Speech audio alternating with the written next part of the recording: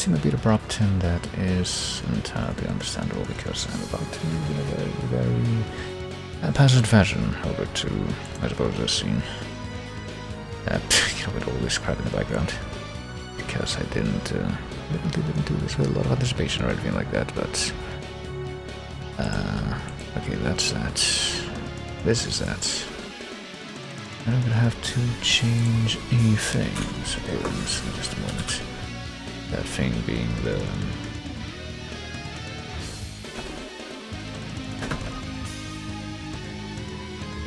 thing. Well, the thing that's actually visible right now, which is the chat box. I guess I can do it right now. Hold on a moment. Just need to... yeah, I actually need to kind of speed on this. Okay, there we go. And also speed run changing a couple of volume settings, one of which will involve cutting this short about 20 seconds before it actually cuts out, so that I can maybe actually possibly... there we go. Include this thing. Oh dear lord, I actually have no idea what I'm gonna do this. This? Yeah, sure, this will do.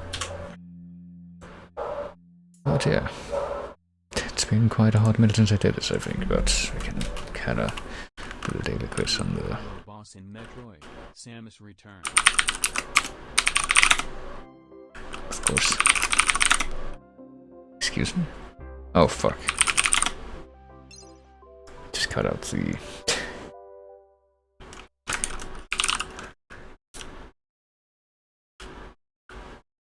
cut the technicality in that question answer combo. Because of the phrasing. Talking about the remake specifically, but yeah, haven't really been able to, well, maybe not been able, but just timed things properly to be able to do this trivia. Time recently. 3D action game, PlayStation 2 exclusive, I have no idea. It's not anything that I... what the... not any game that I would have actually been able to think about that match those requirements, even if I could have thought of a few games that kind of would have matched that description, but none of them would have been a PS2 3D action game. Never had a Maximo. Who is the playable character in Adam's Family? Okay, there we go. Game that I actually played, but yeah. I'll say yeah, hello Burn. And whosoever else might receive this message, as I typically say. In full earnestness. Apparently there's a thing going on where some people in this room were doing like a time challenge right before the start of the daily quiz, and apparently they're still stuck in that. What is the name of the robot wolf escorting base in the Mega Man series? I guess.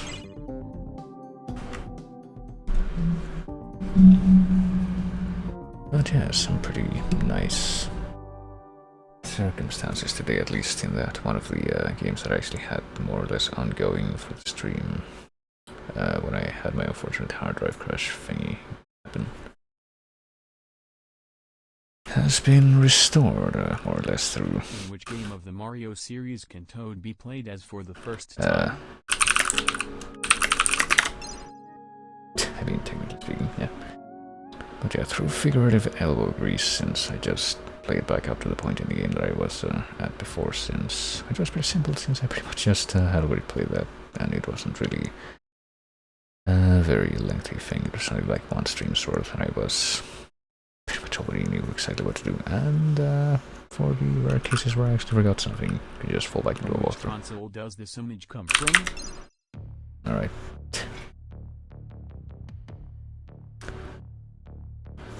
That point being at the start of the second of the game's 4 chapters, but which is technically not quite up to the point that I would have played up to by myself, so not quite in quote-unquote blind territory yet, but I'll be able to get there soon, I'm sure. But right now... In what Zelda game first appeared the towns? Out of 2 would have probably not been admissible there. Yes, so the one had no towns, even though that very much became a staple. Pretty much all of the... yeah. Felt like I might have said that a little too hastily at first, but now I'm pretty sure that nearly every solo game has towns. It became a staple in pretty much all of them. What is the name of the highest mountain in Grand Theft Auto 5? Oh my fuck, okay. Sure. That I actually kinda knew just because it was the same game world as, was it? Yeah, but sure 5 was supposed to be the same game world as San Andreas.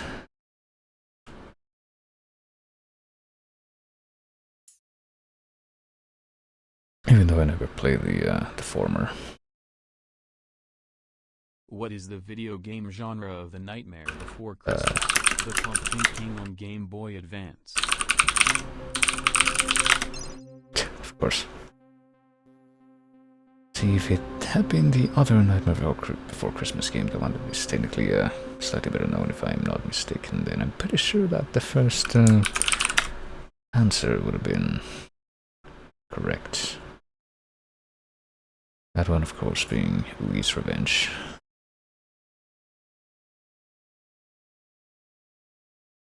In which movie adaptation of a video game do actors like Jed Gyllenhaal, Jim Edgerton, and Alfred Molina play a part? I don't know which of those two questions I'm supposed to be answering.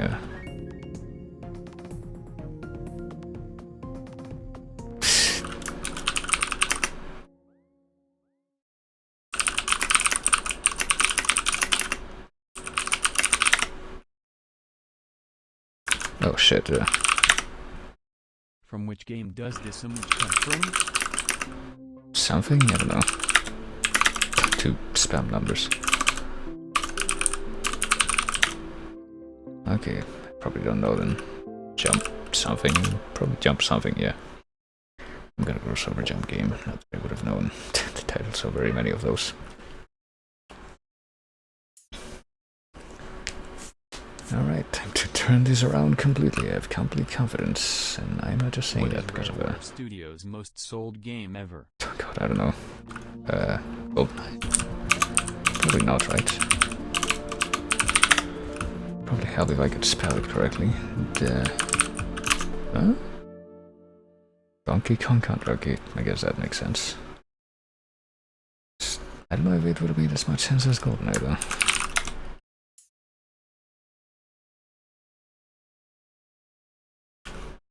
Not that I've ever looked up the figures for any of those or anything. Oh, Jesus Christ. No. But also, alright, yeah. God, I'm interrupting so many of my thoughts today, but that's... it's not really surprising. What might be surprising is the fact that I'm trying to... do things maybe with a very subtle difference. Also, hello, Agatha. X. Yeah, one of the mini games in that series that I've never touched and probably won't. What is the name of anytime the within the next 20 years? Game released in 1979? I don't know. Sure, Speed something entirely different? Speed Freak, really. Unrelated to Speed Freaks for the PS1, I suppose.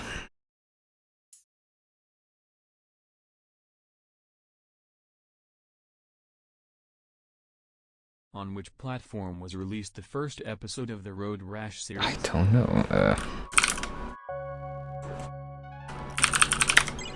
Alright.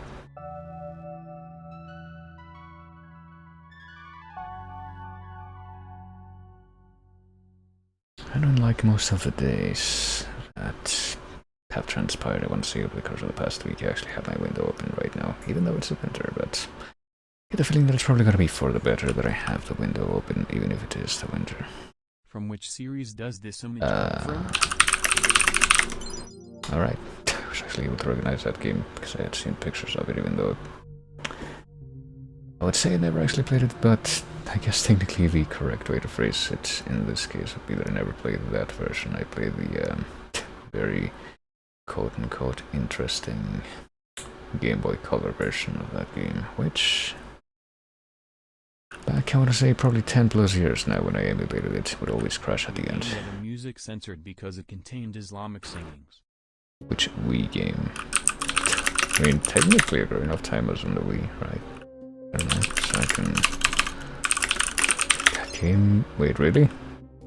Okay, one of the Wii games that I could think of on the fly turned out to somehow be the answer, and I should probably try to play sometimes, and in light of the fact that it made it onto my adventure games list spreadsheet thingy.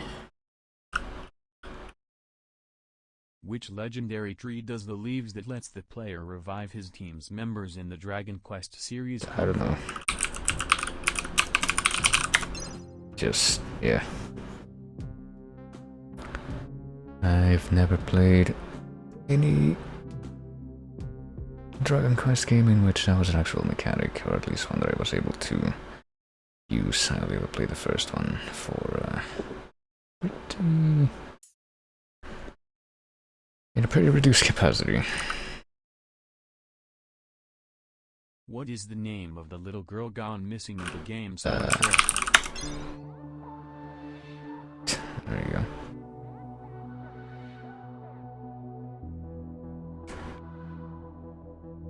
There's the game of the perspective character in Silent Hill Shattered Memories, which I still also have not played, even though that one is also one that I have gained some mild interest in for the same reason as the other one. Second wiki that came up literally a couple of questions ago. Which of these vehicles does not exist in the Zelda series? I guess this one. Yeah.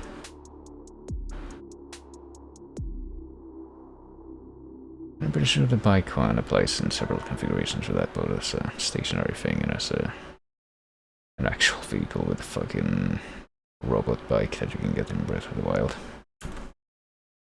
Maybe you can play as Link. It's some kind of Tony Hawk crossover game, I don't know. From which game does this image come from? Oh, they actually took that. And also that did not count as making it a supersonic somehow, alright. I am surprised, yeah, that they just took Bloodstained, even though this was, like, the existence of this game in particular is, like, the argument against just taking Bloodstained for Ritual of the Night. Even though the game that most people would know as Bloodstained would be Ritual of the Night. Which of these games had no involvement of Motoi Sakuraba for its soundtrack? Yeah.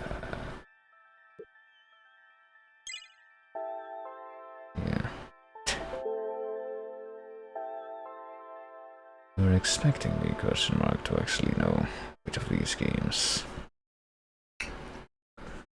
Like, which of all of these games have a Sakuraba involvement? Like all the games that Sakuraba was involved in. I pretty much only know Dark Souls, the Vox Populi as well. Castlevania 4 and composer, in addition to being Super Mario RPG's concept. I should know this, but I'm completely blanking. Taro Kudo. For some reason, the only name that sprung to mind when I saw this question was not him, but was Masanori Adachi also involved in that game? I feel like that person was, and also maybe Satoru Tojima, even though that guy only did Game Boy Advance stuff, I think. Yeah. I blanked way too much on that, but I apparently so did everybody else, because I feel like that wouldn't have taken too long to type once you realized exactly what it was.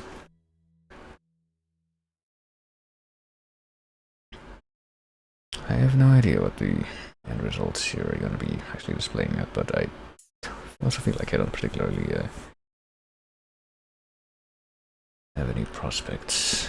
Who is called the goddess of courage in the game The Legend of Zelda: Ocarina of Time?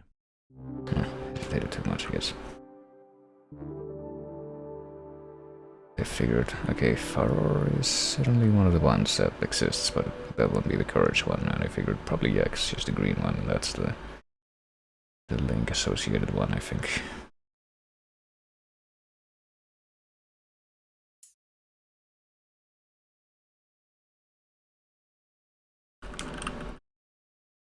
From which game does this image come from? I have no idea. Let's find out. Or at least try to. Nope. No, okay. For some reason I didn't think that Neverwinter Nights would look like this. This looks like some kind of actual pseudo 3D engine.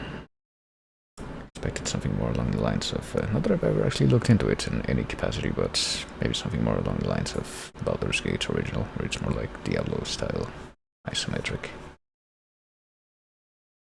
Which action game developed by Rainbow Arts released in 1990 on Amiga did the Metroid series inspire? Yeah, those were all way too many words that indicated that whatever this is, I do not know what it is.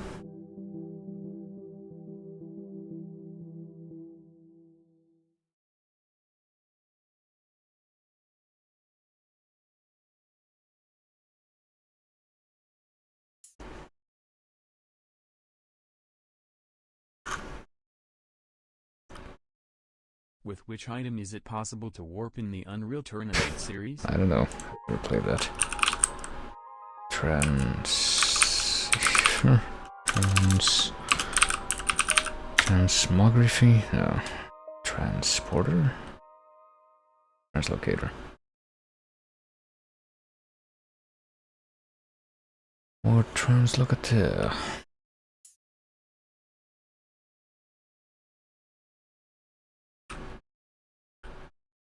Which Dark Souls area has his architecture inspired by the one of Milan's Cathedral and Chambord Castle? I think I didn't know that's what that place was called, the URL one, but I figured. His architecture, though. I'm guessing someone might have Google translated that clue from something else.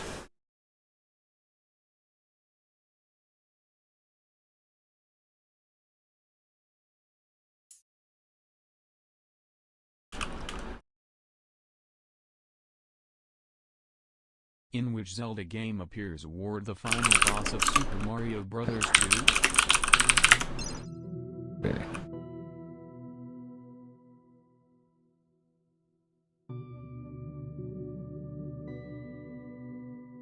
Now let's see what the end of this is gonna look like. Yeah, figures. I'm surprised that I made it on there at all. Okay.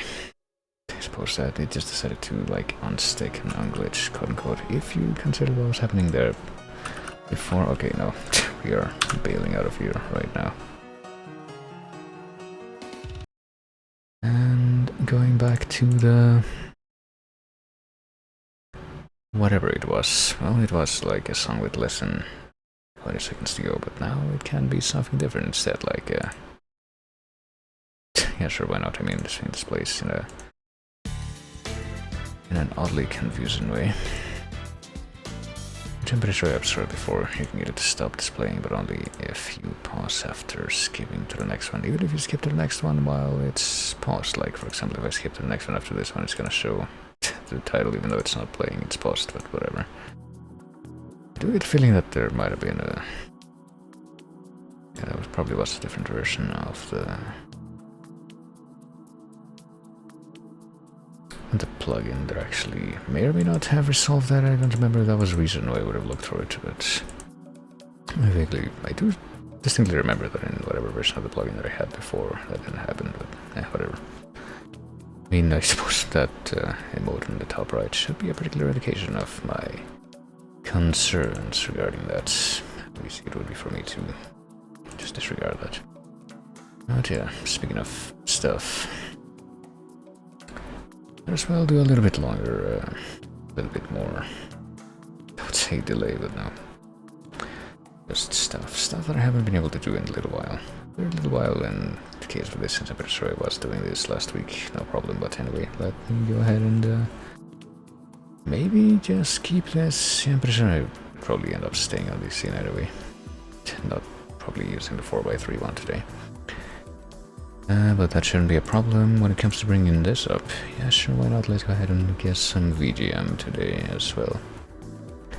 From the Chase VGM playlist combined. Let me just pop the button real quick and see if that changes anything, which apparently it did. And probably get straight into it once I will fade this back out, since this is apparently like a 3-4, yeah, and about 4-minute track. Even though it's a pretty simplistic one. Not that I'm saying that the tracks against it in any respect, but it might create a, I don't know, just the sound of the track itself may or may not create a different impression of how long it's going to turn out to be, but it is about that long. But on the other hand, over here we have some Crash 3 tracks, and by some I mean just one, and then another Crash 2 track, just a couple spots ahead, and a few other things near the top of this ring, including the Claire Chateau Ambient from Deus Ex, a game that I probably should have played this year but didn't. I feel like there's a number of games that I should probably just put on freaking Fast Pass for next year so that I can play them and finally see that I have like Kami and maybe this and a couple other things. Just because they've been sitting on the back burner forever, even though they kind of had my attention. And other things such as Milfonito and Dark Souls 2. I mean, I'll probably end up doing something with Dark Souls 2 sometime early next year, if they also, if they still have that event in late February, where it's like, yeah, let's go ahead and try to populate the online component of the game again. And after this, it's the beach theme for Worms Revolution, a game that I got on sale, along with a bunch of other people, I suppose, and that I haven't actually tried to look at quite yet. I better try to figure out some kind of overall sound for this game so that I'm not completely tripped up when it eventually makes it in. But yeah, whatever comes after this track, now that I've gone ahead and gotten to this point in the playlist, will be the next 5 tracks will be the randomized guessable tracks. Let me just take a look at what's over here. Sure. I mean, sure, I guess I don't accept that tab being the one that's right next to this one. I move it slightly. Oh dear, each track. All the 5 tracks I play after this one will play for about 1 minute, and they are all guessable, unless I have to skip something, which hopefully won't happen, but I would have to also actually immediately cotton onto that for that to happen, but who knows what will occur. So here we go. Get right into that. Ooh. So this seems like it's fairly apropos for something else that I'm probably gonna address this week. If this is in fact what it is. But that is so impressive that if this is what it is, I would only be able to watch what it is via, or the track at least via context rather than try to pick up the actual name.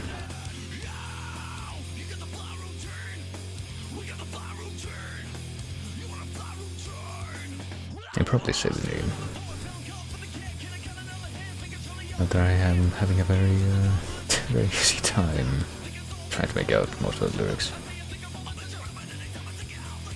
I'm also tend to be paranoid about this being one of the advising tracks that will actually get picked up. But I'm not sure. It's a little bit earlier than I usually reveal things, about 10 seconds earlier, I would say. Oh dear, I suppose I do say the name. It's called the Cold Fly Routine, and it is indeed the from Dead Rising. I'm pretty sure this would be the theme that we did this 1 week or 2 ago. I want to say just 1 week ago, really, but I'm pretty sure that this would be the theme that plays when you fight the dude in the shopping cart. The dude with the shopping cart. Mostly because I can't immediately associate it to any other context, so I feel like it probably would be pretty simple to come to that conclusion. But yeah, let's go ahead and continue to feed into my paranoia about the cover and robot things for this game, even though I haven't really seen any concrete evidence of me having to worry about that yet by me shutting up and just going over to the next track. Let's see. Oh boy, I wonder what series this could be. My final chase at Skipped Embassy 3 Ghost Rider would have only been 2 points behind. Oh man. But yeah, it definitely seems like that was something that could have been an actual slam dunk at the end there. Just gotta get that good RNG. Well, but yeah, tries this track. Pretty much the only thing that I can say is that this sounds vaguely like pretty much the only, like one of the only 2 tracks from early Sonic that I could actually put a name to myself. Assuming that one of those tracks is fucking Sonic 1 Green Hill Zone. But the only other one that I could have put a name to by myself would have been Oil Ocean Zone from Sonic 2. And pretty much the only comment that I would have had about this track is that it sounds vaguely like that, but I know that it isn't. Anyway, let's see. This is Double Zone Act 1 from Sonic 3. That was correct. All Sonic and Knuckles, technically. Not that I think that distinction would actually make a difference in the chase, but anyway. I suppose that distinction does exist for whatever whatever meaning it has, if it even has any meaning.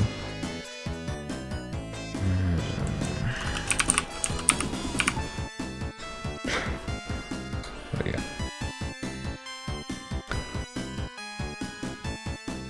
At least for this one, I'm not quite as paranoid about just staying quiet for longer periods of time. Let's just go ahead and go on to the next one without delay, I suppose. The next one, which...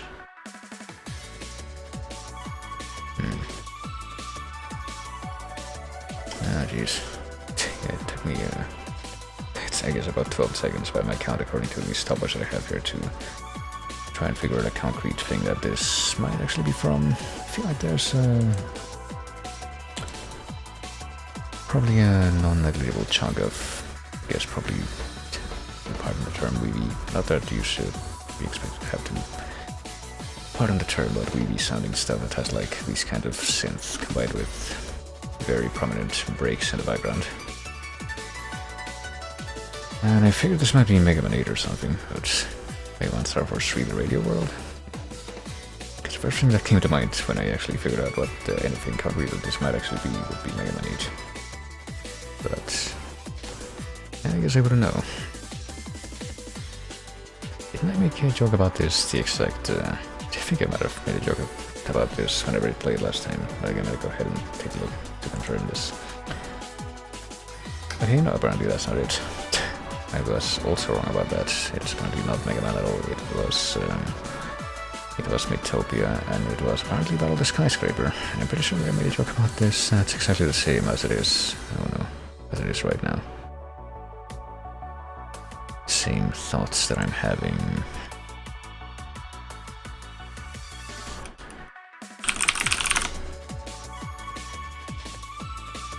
Which I guess I can quickly address is that it sounded like this track. Which is a track from a Flash game. It has the same kind of beat, same kind of bizarre synthy source, even if the general feel is different. And it's Falling from Pickup Blast, which I'm pretty sure I posted in the Chase Discord. The last thing that actually played in regular rounds, the Utopia track. I'm actually gonna make a thing here very surreptitiously.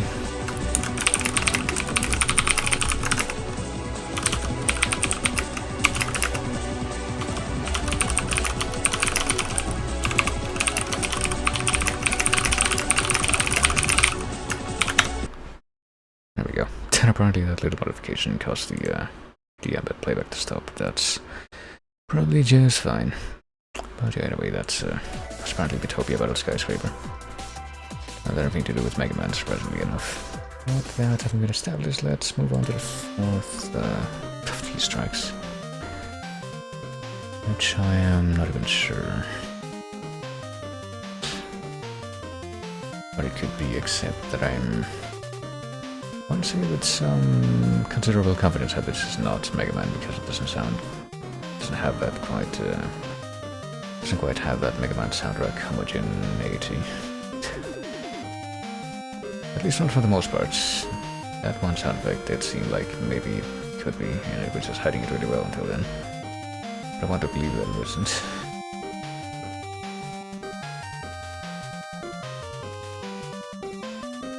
Even if I genuinely have no idea.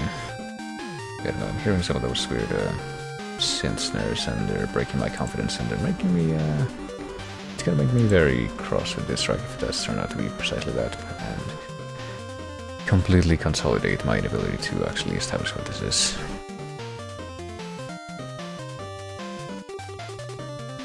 Oh, it's been more than a minute, so I can just look now. Was it Mega Man? Ah, shit. Yeah, it was Mega Man apparently. Mega Man 10. which I am gonna make a very angry note about in my track notes at some point. I'm pretty sure for the reason that this track does seem like it does a pretty good job of tricking you into sounding like it's not Mega Man at first, but it eventually gives itself away. Apparently, Dr. Wily Stage 3 not turning back from Mega Man 10. Don't you know it? But that is also, I guess we can just let this play for another 15 seconds and let it play itself out. But yeah, whatever's up to this will be the final track in this little random sequence here.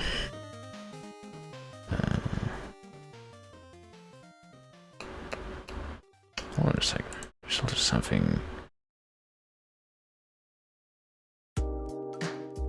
Okay, well, final track playing now, but I just noticed something weird about my Discord options. Take a quick look into that, I guess.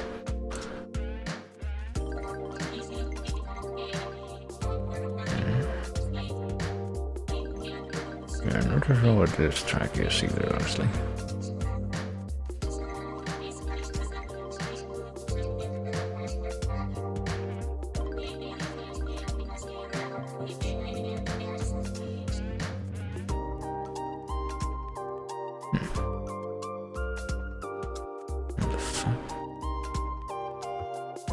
What the fuck, both in response to what I'm finding out here in the windows that I'm looking at, and in response to the track I'm hearing right now, because I can't seem to place it at all.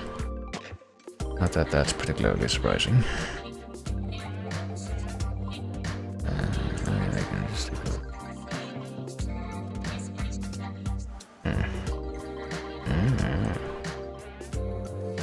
It's been a minute yet, it has been a minute now, so yeah, unfortunately I have no idea what this is, but I guess I'm gonna find out. This is... oh, that would be why. This is apparently Shin Megami Tensei 4, and I don't know if it's the full... I guess I can probably assume this is the full name of the track. It's apparently a Shurakai authorized shop, which I suppose, based on the sound that this has, is also not the only track that I know from SMT4. Not from any actual knowledge or implicit interest in the game, but rather just from one of those stupid stop posting about X memes having a remix of that track. I'm pretty sure that track is in the samples for this. Not that it really terribly matters at this point, given that this is not in yet. You should maybe just also click on a few things here and there.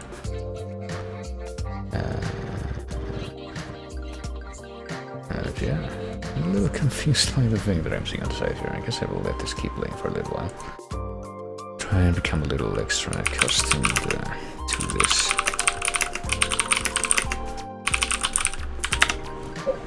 Oh goodness, to this sound.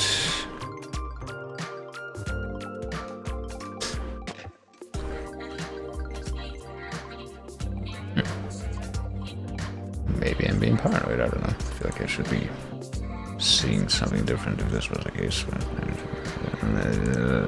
guess I'm just gonna operate under the doesn't necessarily matter at this point assumption. Unless, of course, I'm actually getting overridden by the... I guess there's also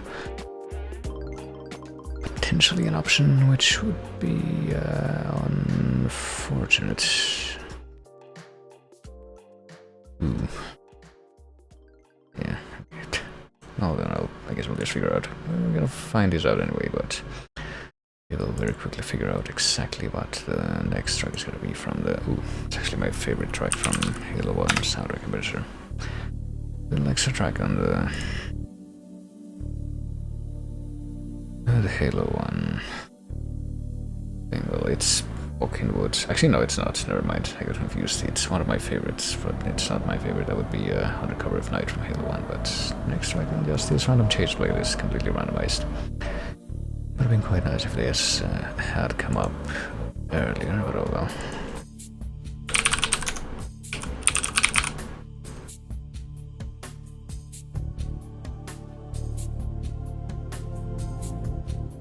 Time for me to do some very stealthy clickety-clacking while we enjoy a little bit of this track though, because this track is also just pretty good in and of itself.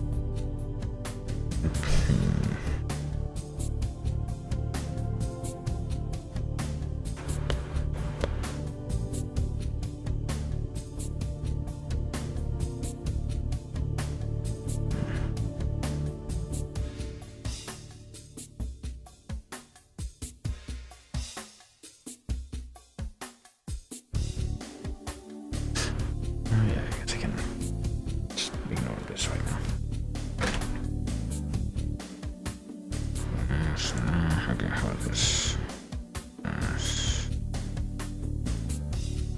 Okay, how do I say no? Will it work? Immediately? Maybe not immediately. I don't know what else I can do though, but I guess I'm just not gonna worry about this right now, but yeah. Oh shit, this actually only plays for like slightly less than 2 minutes, so it's about to start fading out right now. It's gonna fade out in a very, very prompt fashion, just in a very small handful of seconds after I mentioned that, but yeah. That is gonna be the end of, well, evidence by the fact that the stuff is no longer visible, but that is gonna be the end of the guessing right now as I go ahead and switch over to a video game, or at least attempt to. I'll attempt to and hopefully succeed at. In just a moment here, back to old Theresia, a game that I've been wanting to finish for a long time, an attempt that was apparently going to be thwarted yet again, at least temporarily by my hard drive failure, but which I might be right back on board with since I was able to set everything back up. And in just a few extra steps. It's just gonna look a little bit awkward, I guess. I don't have like a... I didn't have like a quote-unquote optimization display for DS games even before I lost my bunch of my data thanks to that incident, but I guess that's not gonna be a huge deal. Yeah, something that I should do though. Let's try to see if I can get this to work with the controller, which is what I was doing before. I mean, just get position my completely and absolutely legitimate DS or 3DS. I guess it would have to be a 3DS capture card. Actually, I need this. Hold on. My 100% legitimate 3DS capture card that I am streaming this from. Just adjust its position in my hand and in no way flick around with some cables in order to do some other dark sorcery that I need to do for this game to be playable in the same way that I was doing it before.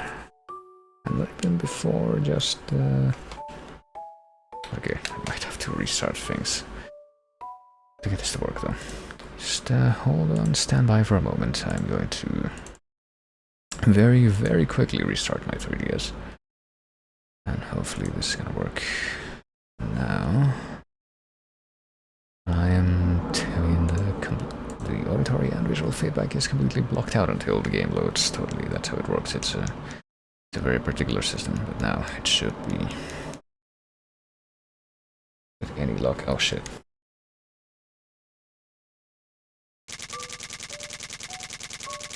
Okay, it's a little bit different.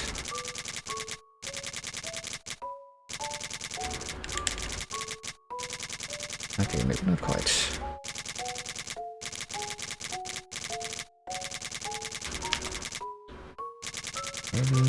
I need to just save for temperature armor, right? Just keep an eye on this thing. Just gonna have to restart my system yet again. You know, it's these freaking things, these OS updates that Nintendo puts out. They do all kinds of weird stuff to the system. Such as that. And it's like the old days where you're trying to use the Wavebird controller for the GameCube, which I actually had one of those, and for some reason it just doesn't really decide to operate properly. Hold on. Oh, okay. Or you can just do that and all of a sudden now it works flawlessly. Alright. I guess we better not just not look a gift horse in the mouth and all that, but yeah. To go right back into Theresia dear Emile, which incidentally I'm pretty sure the reason why it's specifically referred to as dear Emile has to do with something that I probably did end up mentioning the first time I played this, but this being the follow-up to Japan-only cell phone game, which is pretty sure also has a pre-made version in this release, which is called Dear Martel, but strangely enough you don't actually unlock that until you beat Dear Emile first, which is the initial story that you get in this game, and which is apparently actually a follow-up to the original. I mean, that's just kind of... I would can stand to reason in light of the fact that the game that turned into the Dear Martel version was released first, but no idea. Anyway, previously on Dear Emile, there were this mysterious amnesia girl who woke up in this mysterious, equally mysterious, I guess, facility in the underground, apparently 3 or 4 levels down below the surface, or so we're led to believe by the things that we find here and there. Apparently there was some kind of bizarre torture and prison area that we were exploring. There were some bugs that we found, and there's just this whole network of traps and puzzles that was apparently left behind for us, and we found some documents that we apparently have to collect when exploring around. That detail some experiences and memories that we could have possibly had with some people that were around here in the past, but we haven't really found anyone in the present, so it's still very mysterious. And now we made it to the 2nd basement level, I believe, a floor that we haven't been to at all yet. We've only been to level 3 and 4 so far. And this is where we pick up, so let's see. We jet up the stairs and a whole new floor spreads out before me. There are bizarre traps set all over this building. I'm not alone in this place, you see. Traps are hungry for my blood. My memories are waiting for me. I must be here for a reason. It's getting clearer. So we believe that woman's bloody scent smells good.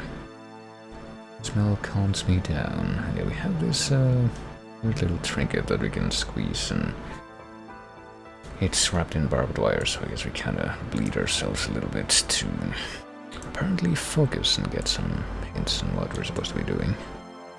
At least what we're supposed to be doing on the location that we use that item in. It's not the most dynamic or clearly implemented of things, but it's there. Thick smell of blood and rotting flesh fills my nose. It makes me feel good. No, there's no way. It's horrible. I don't want to feel that way. Not with these sensory prompts. Well, for now I take a deep breath to clear my mind and slowly step forward into this other hallway, which, as I quickly, I suppose, came to remind myself when I got to this part of the game after just replaying everything else, as this very dramatic organ music, which is pretty much a reprisal and slight extension of what I suppose you would call the main leitmotif of the game, which we heard in a few places here and there before now. Now let's take a look around. What's with this cave-in, this pile of dirt and sand? Is there anything useful here? Furthermore, even though, as you can tell, because it's very easy to just, save scum or just proceed through the game in a way that doesn't involve you losing any life. We've got our elixirs maxed out in the inventory. Need to move this stuff or we can't get through here. We probably won't be doing that. We usually just have to find a way around. And there's a couple doors we can go into, so how about we go into the one that's pretty much right next to the top of the staircase that we reach this floor through. Seems like a reasonable first thing to try. And yeah, like I said, I'm pretty sure I also cleared this chapter when I played this game by myself. But I don't think I got much farther than the start of the 3rd chapter, so when we get to that point it will pretty much be completely puzzling even to me.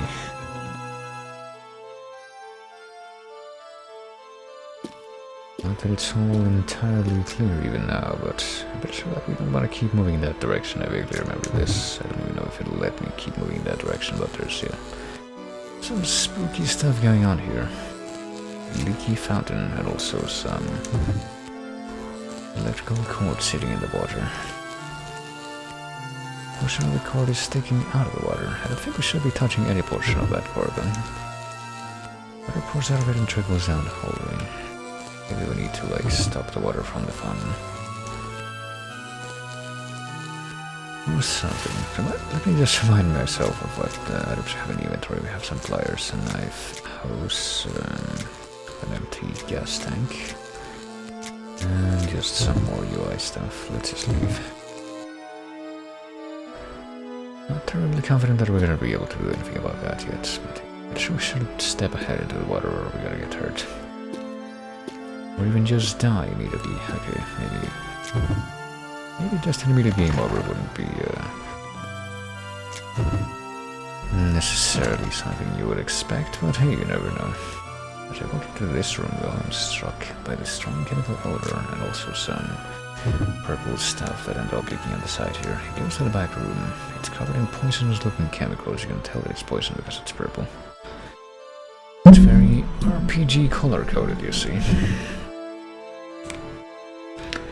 There's also instructions for some sort of chemical on the desk. You can make neutralizer with NaOH, CaOH2, CH3OH, and H2O. Unless you're just kind of assuming that these elements are somehow going to follow a sequence and transfigure from one of them to the other. What is the Na and the calcium do, or the sodium and the calcium? Assuming that those are what that is. I honestly haven't looked at a periodic table in so long that I have no idea if I'm even technically right on that. There's also several flasks played next to the instructions. Can we mess with that now? Well, apparently we can take a flask for now though. What does this mean? Well, I guess player character here is not terribly skilled in chemistry concoctions yet either, also, yeah. Those are the kinds of lovely things that you will hear every once in a while when the window's open. Some perks of circumstance.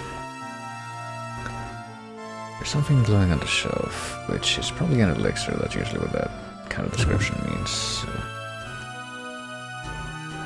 There's no evidence of anything being moved on the floor. That seems that we're probably gonna get hurt if we try to mess with that. How about these things? Sodium hydroxide, methanol, distilled water, and calcium hydroxide. Oh, here we go. We can just try to mix these things in the right order. And we have that, we have a flask. Oh, do we have to figure out what the... like, memorize the order? We already saw it, but... I didn't quite make too much of a note of that, so let's see. Sodium, calcium, CH3OH, and water. Okay, let's zoom in again. Yeah, it's sodium, calcium, methanol, and water. I guess we have to mix it in that order according to that note. Oh boy. I wonder if that sound and the other loud sound that we heard a while ago are correlated. Well, I guess distilled water specifically.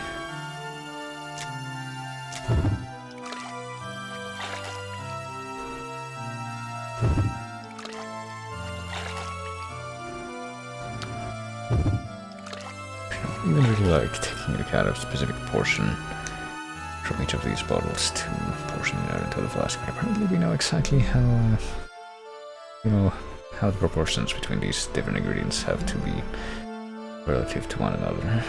It will become a neutralizer, so we believe. I guess we didn't really pour a whole lot if that's all we got. Adding this to hazardous liquids will neutralize them. Oh, there does appear to be a hazardous liquid like right across the hole, so... Why don't we try it on this thing?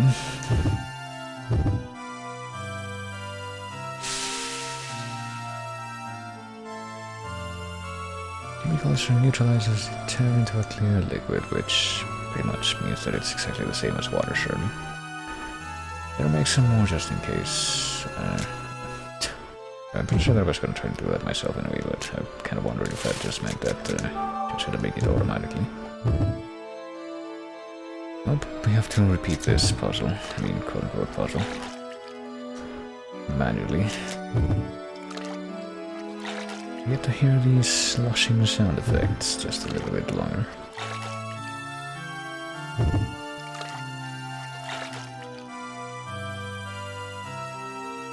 And there we go. Got a little bit of extra neutralizer with us now, which probably we will need in light of the fact that she said, yeah, we're probably gonna need some of that later. You should make some, dude. Let me see how we can go. Go to the hallway or to the adjacent room, but I was just kind of trying to figure out if there were more than those 2 visible doors in this room. I suppose the answer was no. Shelf leans unsteadily against the wall. Something on the very top keeping it balanced. Just touching them would probably knock them over, and I guess we wouldn't try to do something like that, at least do it like in a smart way, assuming that we wanted to topple them. Try to figure out what was at the very top.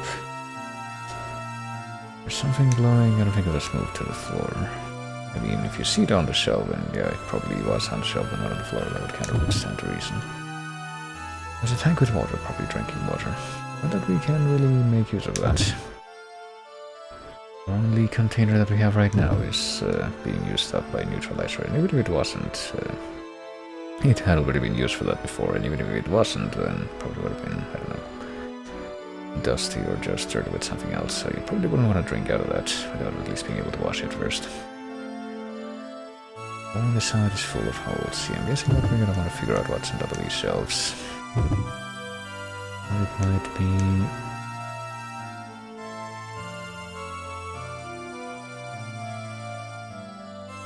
It would be a bit hazardous to manipulate them just like that.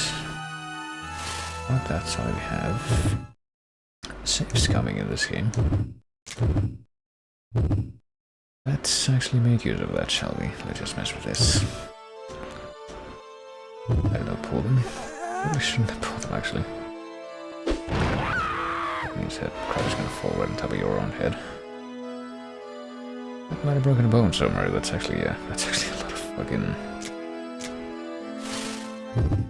That's actually pretty horrible. Let's go ahead and try that again with a different command. It oddly struck me that no, maybe you shouldn't pull it towards yourself. Let's push it in the other direction. And see if that goes any better. Well, apparently that's not gonna go any better.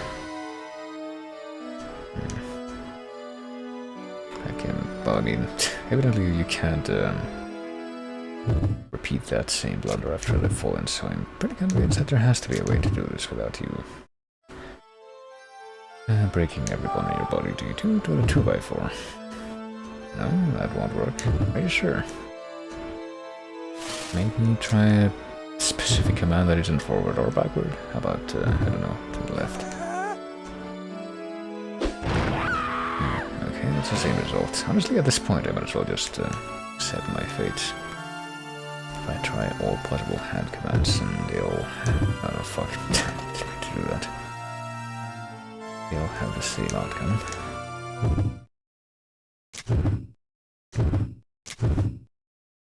Really see why pushing it in the final direction if this somehow miraculously turns out to be like the one good direction that's not gonna result in you getting hurt, but no, apparently it's not.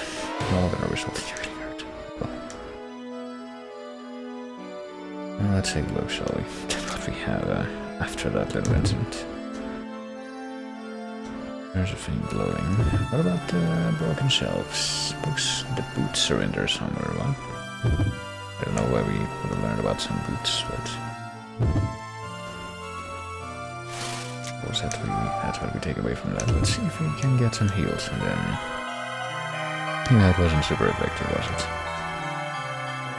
Maybe another one of these two top up. But we can grab at least one extra. I guess we're gonna just use another one.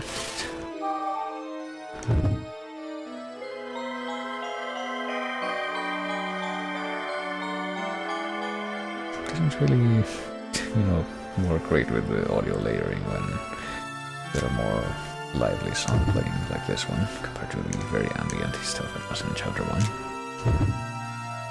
The shelf slides across the floor. I find the boots. I got a pair of military boots, which I guess we could have told were on top of that thing. Are you able to find something like a 2x4 here? Well, I mean, apparently the 2x4 wasn't very a very useful thing to have in that last blunder. I mean, there's probably a way to get those things to fall down without just destroying your own health. I don't know if it's something that we could do like immediately, like I just did that. I guess I just saved some time by just eating that damage. Or if you would have to like go somewhere else and bring something back. then you would actually be able to do that and not just eat shit. Oh well. There's a wooden box in the middle of the room. There's something glowing on the box. I wonder what that could be. Oh gee. Oh, I don't know. Actually, hold on. I might have to... If I want to top up my supply of elixirs again, I might have to do a little bit of judicious saves coming here. I forgot about that thing where the numbers and the save file thing that show the time don't have the floating point. For some reason. I don't know, push it. Push the wooden box. Not anything useful. Pull it. And move the lid off to the side. The elixir falls off the top of the wooden box. Okay. There we go, now we are at full elixir capacity again, which is a very clear necessity. There's a wooden box. It's really quite inconspicuous. What about the one right below it? Okay, apparently they both count as the same object slash hotspot. What about this one here? Something has gouged a hole in the wall. And maybe we can pop a 2x4, which is apparently something that we pulled out of a hole in the wall. And whatever this shape is, which makes a, you know, staggering amount of sense. Pieces of metal that can't possibly result in a good thing if you mess with that. That's what you can kind of learn from the ratio, the relation between examining stuff in this game and seeing what the results are of actually messing with it. I think that's everything that we can get from, I guess, the bottom of this hallway. Yeah, I'm pretty sure that's it. So let's keep going in this direction and figure out exactly where this is gonna go. It's gonna just immediately connect with the other vertical part of the hallway. Or maybe it just won't even open. Do we have like a separate screen to look at this door? It's shut tight. It's locked. I guess we can't open this door right now, but we can go the long way around and see if that reveals anything different. Because what do we really take away from this place? We found a couple of the extra, ostensibly consumable supplies. And we also found some military boots. Not that we have a clear indication yet of what those are going to be used for.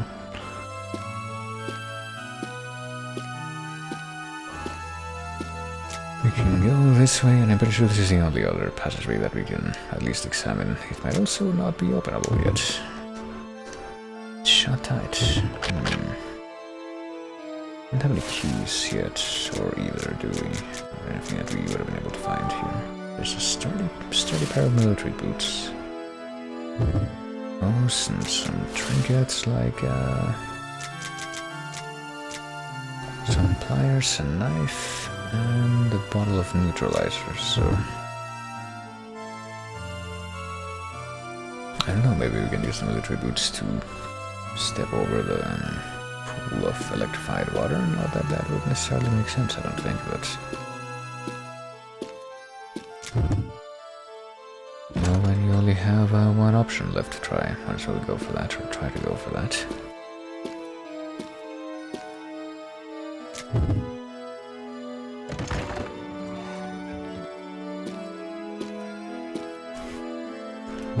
But as usual, when something seems like it definitely has the potential to be an atrociously terrible idea.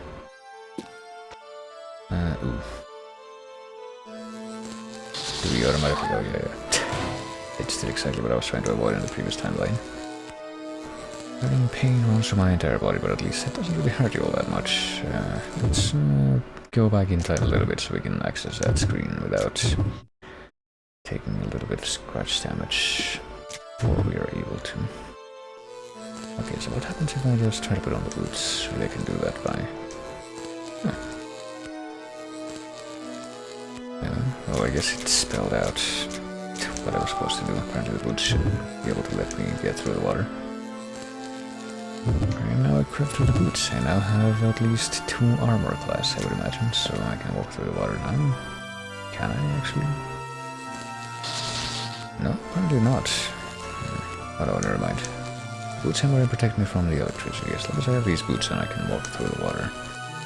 But I kind of would like to get rid of the electricity in the water. But I mean, I want to walk through the water anyway.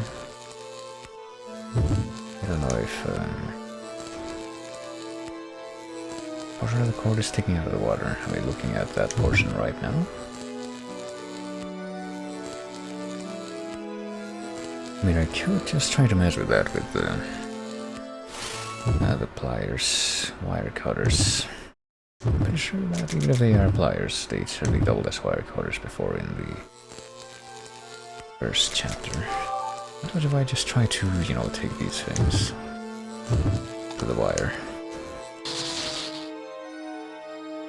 Feel a jolt of electricity. However, the shock wasn't that intense, or it was just really quick, but I was able to cut the wire. Oh, okay. Alright. A lot of fake out feedback on this part. Might be able to use this. It conducts electricity.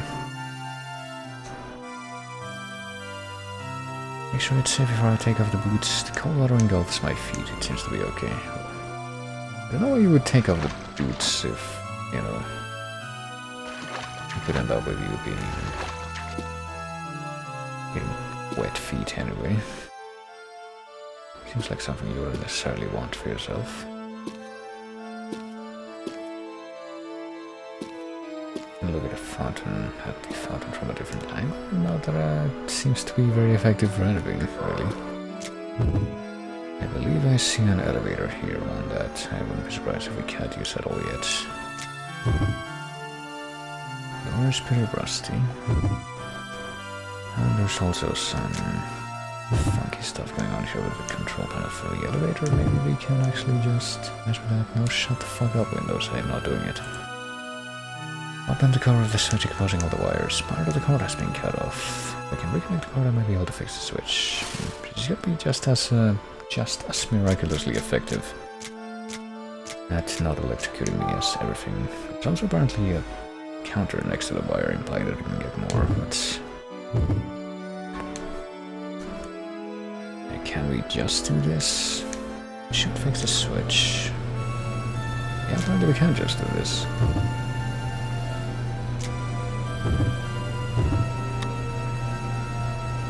I mean, the fact that we get electrocuted by walking through the water and all that stuff, and yet we are on B1 now, right? I think we are. Yeah. That's right, apparently. We can't go to B1, or else we get hurt. What if we go to B2? Maybe we are on B2 after all. Draw off jerky movements, the elevator descends. Okay, never mind. I think that we were in B1. I hope that means that this isn't just a one-way thing. Or I have faith in this. If I try to press the switch again, okay. See, I'm pretty sure that that B2 place, that means that this is the west elevator from the prison block that we were in. During chapter 1, so we've already been down there. I just created a shortcut by going there. And hey, look, it's another one of the angel statue things. So I'm still gonna be trapped. So a similar statue on the floor below. The carving is hard and cold, and there's metal shards embedded in the wing, which I'm pretty sure means that if we mess with it at all, we're gonna get hurt. Unlike the devil one, which is actually manipulable. I see another angel here, and I'm guessing that this is gonna be the devil, yeah. If this is like the other one at all, I'm guessing that we actually will be able to push this one.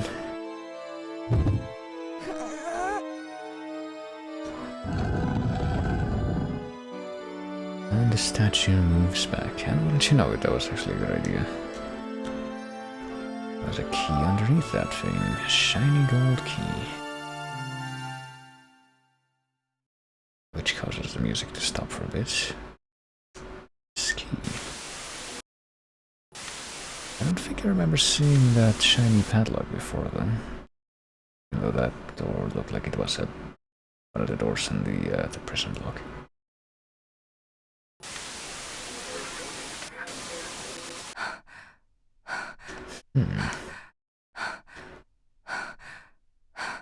Can't think. Slump down to the floor. I see a padlock that shines like this key on somebody's face. I realize I'm mumbling a name. Boy named Sacha. I've seen that name in the diaries I've found. His name and face flicker across my mind. Well, apparently not all of it. We're never gonna see his eyes in these flashbacks, but Apparently everything else is fine when it comes to the people that we're remembering. Padlock that I just saw in my head is probably for a prison door. I'll take this key and go to the prison. So yeah, I guess maybe we have to go down there. Back down to the prison block, even though I don't remember where exactly that would be.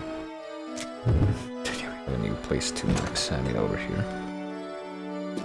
But before we mess with that, let me take a quick look back here to make sure I haven't missed anything, which I don't believe that I have. Just a quick look at that, at one side of the angel column.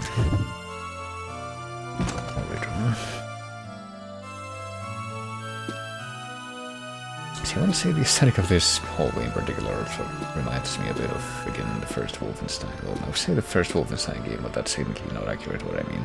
I mean Wolfenstein 3D, which is technically not the first Wolfenstein game. But specifically the, like, extra chapters from Wolfenstein 3D. At the beginning of the final one. Very narrow hallways that look a lot like the ones in the map here. And also that kind of, I don't know, whitish stone aesthetic. I'm not sure what else I can call it. I'm apparently not getting any descriptions of stuff when we examine that keypad. But there is a third looking door with residential area marking. Lights out time and other important times, but I'm guessing we can't just open them. We need some kind of passcode for the lock keypad, I would imagine. Which I do not have at the moment. Well, let's move away from there. But if we try to go back towards this hallway, that's pretty much the first place that we went into. When we first came in here. Furthermore, is this door gonna be open? Okay, this door is going to be. Not even to this room with a calming atmosphere and nice piece of paper in the back here. Research results and a bunch of other stuff that I don't understand. There's also a very visible rip in the middle of the paper, but I guess we're not gonna mess with that. We're not exactly in tip-top shape, but might as well make a little save scum here, because I am curious about this piece of paper.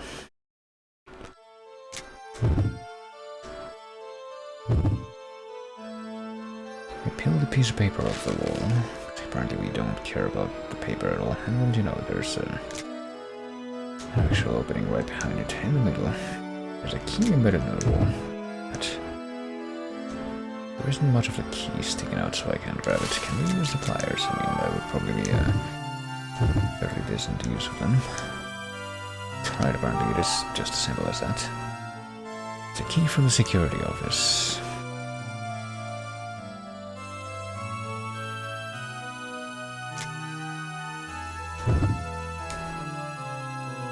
There's a chunk of metal sitting on the shelf. Probably not a good idea to mess with that. As we learn time and again. How about this? There's nothing on the desk. There's nothing to say about the chairs either, maybe? Nope, not anything of interest. And as for this other piece of paper, it apparently only says no smoking, even though it looks like there's plentiful lines of text upon it.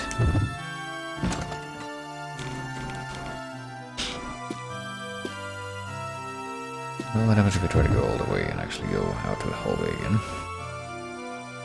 But that's actually a hallway that we have been to yet. This door says B on it. And there's a card lock. We have a few keys, but apparently nothing that will help us with the locked doors that are on this vertical segment of the hallway, it looks like.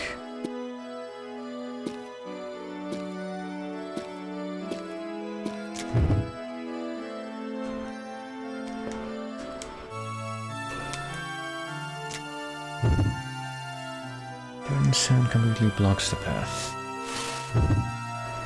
And we keep saying that we need to move all this crap or else we're not going to be able to get past here. Let me actually turn the stream audio down just a little bit. I feel like it might be a little bit more overpowering for this game than usual.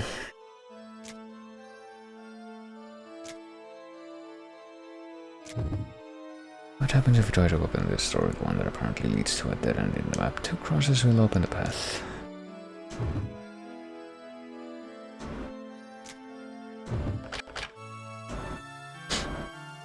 And are these keyholes I see underneath the... yeah.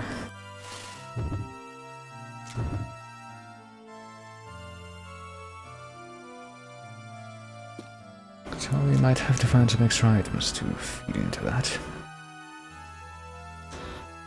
Doors in a security office.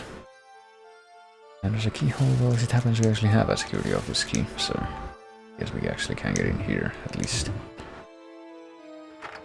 I heard the lock click open. Now, what's it look like inside this room? It's apparently only one room. Security office is pretty neat. Pretty neato office right here. Even if this desk is apparently empty. Even though that shelf on the left does seem like it's mighty more conspicuous. I don't remember this. It's covered in all sorts of junk, including old shoes. There's also a piece of paper with something written on it here. Shall we look into that immediately? A pair of beat-up shoes and also a note tucked in with them. It's a record of all the keys that were checked out. Well, can we take a look, a closer look at the record? I don't know, but there's apparently where they kept all the keys, even though there's also very plainly some rails on the ground that are attached to where the bookshelf is. Clearly wouldn't be any kind of an association to be made there.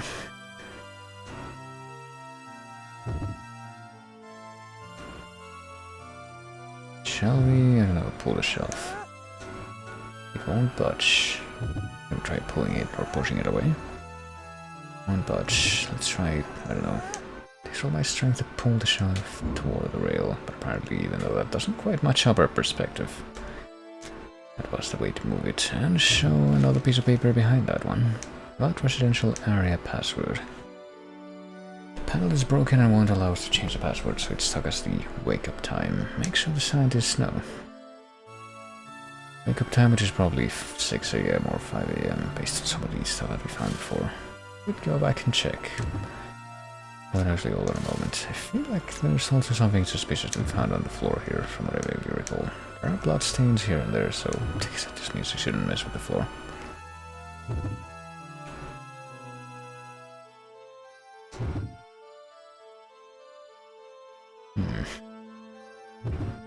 Is that all that it means? I don't know, man. I did vaguely recall the floor having some kind of implicit importance here. What are we doing here? We're doing nothing. We've already looked at this. So we are told that apparently the password for the residential area is stuck as the wake-up time. And that's this way, if I'm not mistaken, so yeah, it's probably worth at least a little bit of a scummy try and try to figure out if some of the times that I've gotten on the mind are gonna work. And those times just being 6 AM and times adjacent to that time. Shall we? I want to take a closer look. Okay, that's all that you're gonna say. I mean, if this even has any power, it might not actually have power, but let's see. There's a switch, but nothing happens.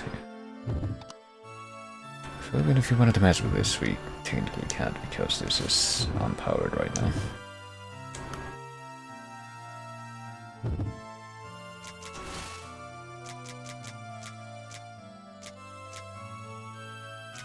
I'm pretty sure that nothing that we have in the inventory right now is going to necessarily help us with that.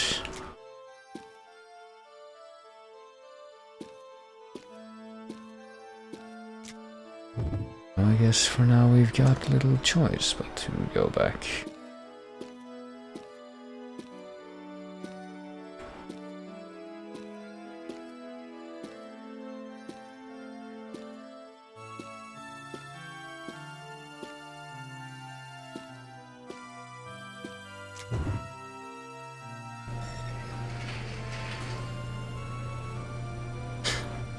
Go back and head down to B2, place with V here. in the actual prison area. I guess we actually have a reason to go back there. Now that we found a key that we might be able to use for that. But before, well, speaking of keys, quick trade so I can maybe unlock my...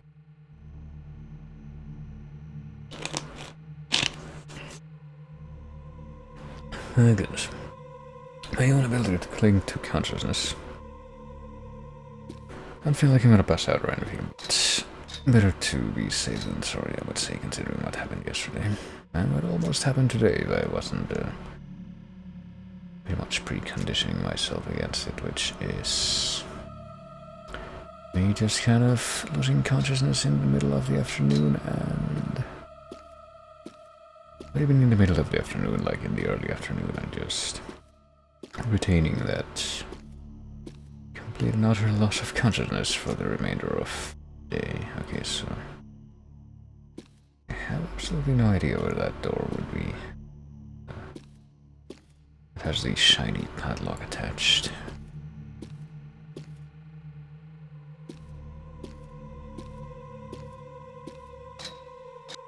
I mean, perhaps it's something that I would have been able to find here in the... I don't think I'm actually going to be able to get to the other side of this from this side of the hallway. Nope. Not with the... We can statues in their current configuration. I might as well start inspecting these places here and there. Figure out which of these doors is going to have an actual shiny padlock. Probably won't be this one, right? Nope.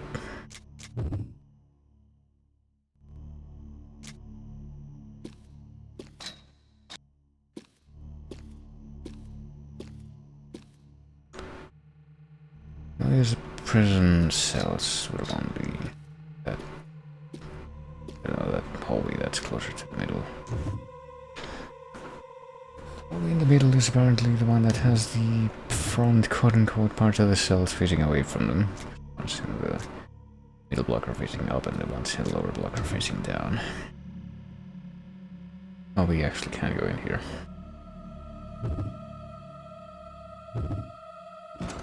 Pretty sure this is just a dead end though.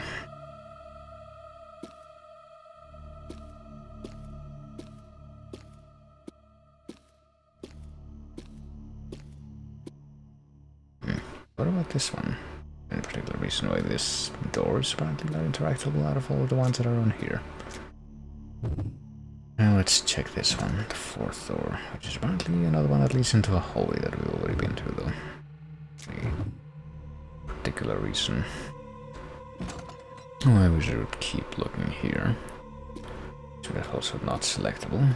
You one of the ones that's only accessible after you bring down the thing,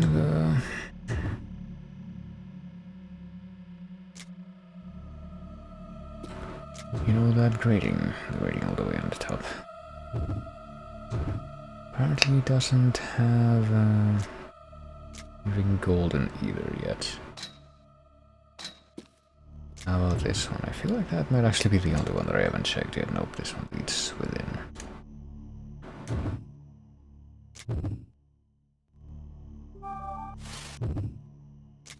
I don't really understand how the one that's open right now is the door in front and not the right door, but okay.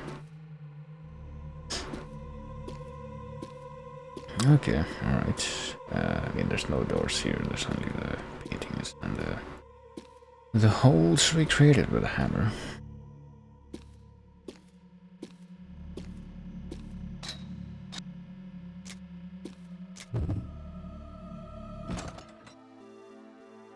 Well, this place leads to probably to a place with a somewhat different sombering music, but not quite what we're after right now. Oh, there we go. I didn't find this before, but I guess this leads to a tiny door that's quite a tiny, like, walled off part of a room that we guess we've not been to before. Found a gold key for the shiny padlock.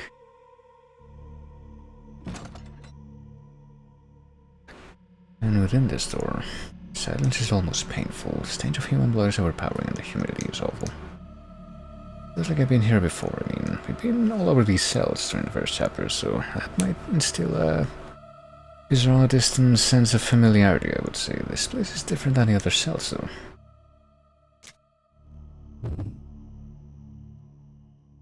It's been a long time since anyone used this. Oh well. Theresia covered the bed in red, mixing itself with the blood. You figure exactly what blood is, or why there is blood in this particular room. Also a corpse, and apparently the red beads that are all over the place are just having a nice communion with the corpse as well. There's the rotten body of a young man. Do you want to take a closer look, maybe? Red creatures, Theresia, are squirming all around it, but just we hear a lullaby. It feels so nostalgic. I fall to my knees and slowly close my eyes, tempted by the song. So I guess we just had to try and reach out to the corpse. Can't tell where it's coming from. But apparently we remember. Heard this exact same song in this exact place, in this prison cell. How many times have we been to the prison area anyway?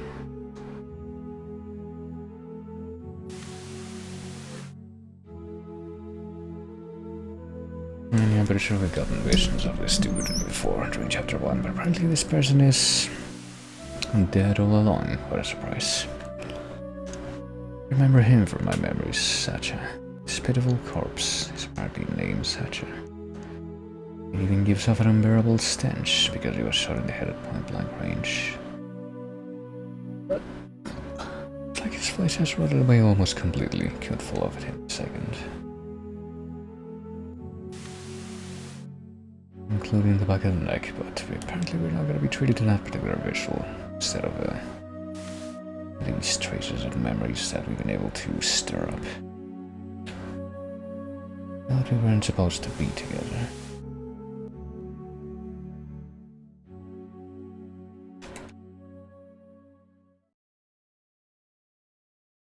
A piece of flesh crumbles off as I brush against it. He's dead. Just needed a moment to come to that realization. Why did I just watch him die? He was killed by someone? We did mention a point-blank range bullet during that little reminiscence. Okay, we're fighting back against that notion now. I felt bumped against something on the ground. What could this be? Oh, it's a card key.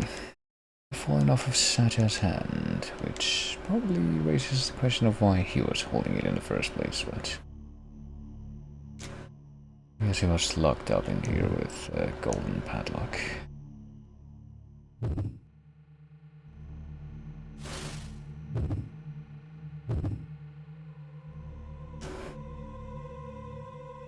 Can't help but want to leave the room. We have an actual commenter leaving the room this time. Shows you how much different and more significant this particular corpse was to us. Even though it's, I mean, we haven't met anyone living down here, we've only seen the bugs as far as living creatures. But we have met a couple of kind of equally fucked up corpses so far. Maybe slightly better preserved ones. Because, you know, I'm not really able to get a close look at old Sacha there.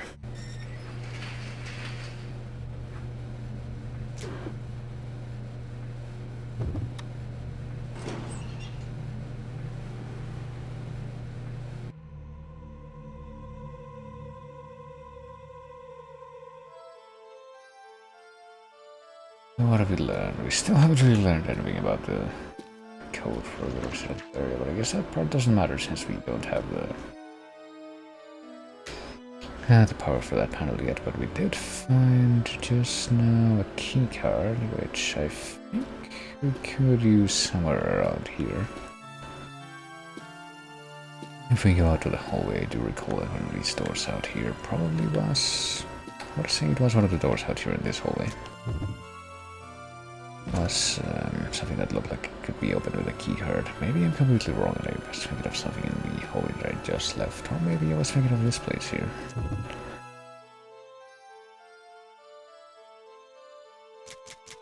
We grab this thing and just hit it here. door unlocks.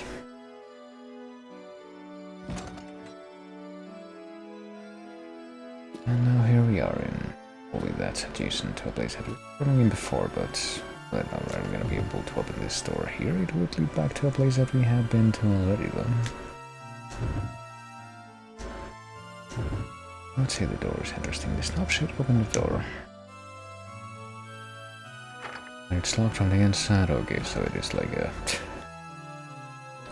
For some reason the first example that I can think of to illustrate this, probably because I've been replaying Bloodborne, for a couple of reasons, is Dark Souls, where it's, yeah, been totally will open this door, but it will only open from one side. How about this one here? I mean, this would lead to a place that I haven't been to yet, I think, because it would be past the collapse in the first hallway.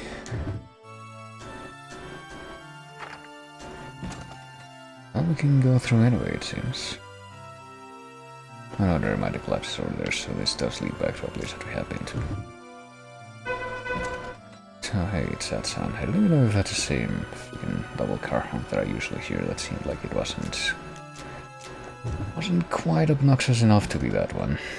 A little more muted, but I've never heard that more muted version in the past either, to be honest with you. 2 glass windows in this room can see into the next room over.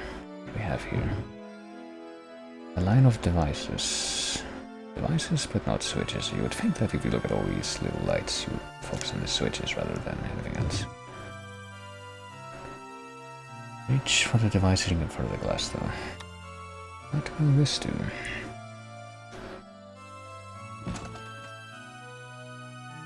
Open a door.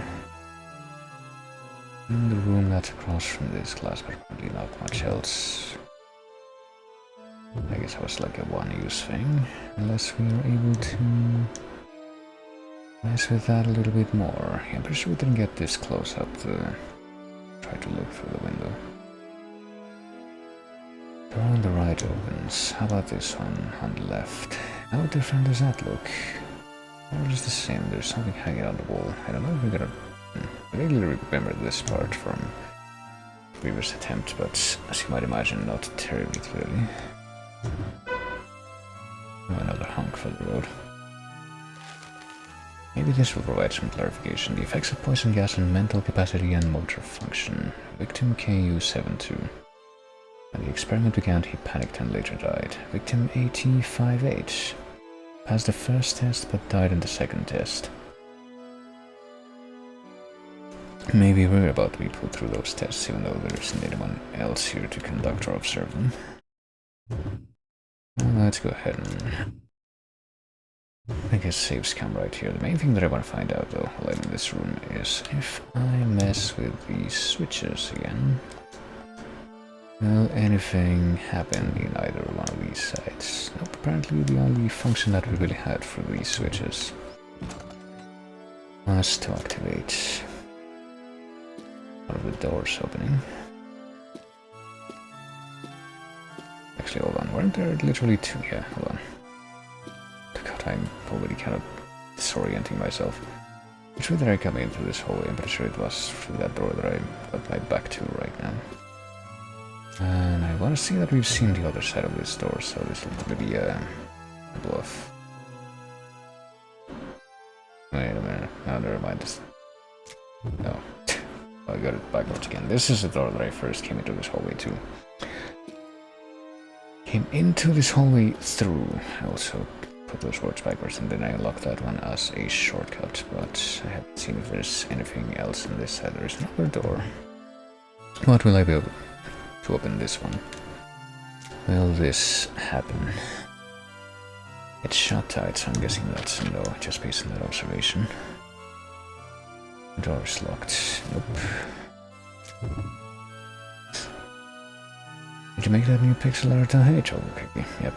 Welcome back. And yep, that is one of the new emotes that I suppose is gonna be implemented now that I've gone ahead and tried to make some use out of them. The 5 new free emote slots that were apparently given out recently to basically everyone that is allowed to have emotes. And yeah, there's technically a few more things that I could implement that into, like with that and the other tier 1 emote thing that I had already.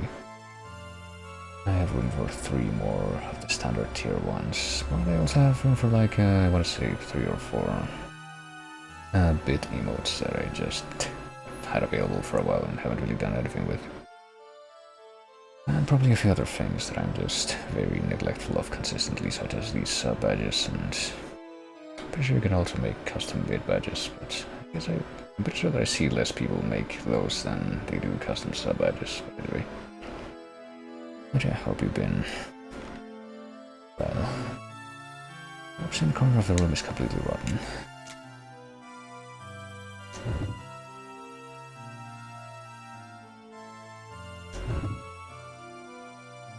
It smells horrible. And if we pretty much interpreted the broom a little while back correctly, then we kind of assume that this place was apparently used as some kind of testing ground for some kind of poison gas experiment. There isn't anything of interest here. Chairs are in no way interesting. There's nothing on the desk. Can I not this? Well, if I'm not misreading this, I guess we might have unlocked this door on the left by messing with the switches on the other room. Let's see if anything happens here. No, never mind. The door on the left is the one that we came in through. That makes a little more sense. Yeah, now that I'm like actually thinking about this room in relation to the minimap, it actually makes more sense. But hey, that gives me an opportunity to do this, which I pretty much forgot to do before moving on here. Let's try going into the adjacent room. It'll be less confusing if I do it this way, I think. And now the door's locked. And gas starts to fill the room. Well, it's nice that even though apparently this whole place is abandoned, this whole thing will still activate spooky gas experiment. There's anything of interest up here. I guess these oddly shaped things on the ceiling are just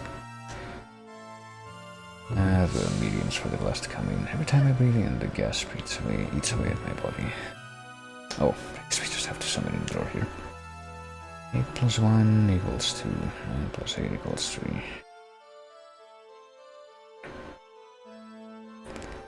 Micropixel emotes are cute. No thanks. I pretty much have to figure out a few things to do. Or my emotes when I first got that affiliate option, since I don't know, it felt like the most sensible way to go about it at the time, and I guess I can continue to work with that. But yeah, let's see. 8 plus 1, which would actually be 9 equals 2. 9 equals 2, 2 equals 9. 9 plus 8, which is actually all done.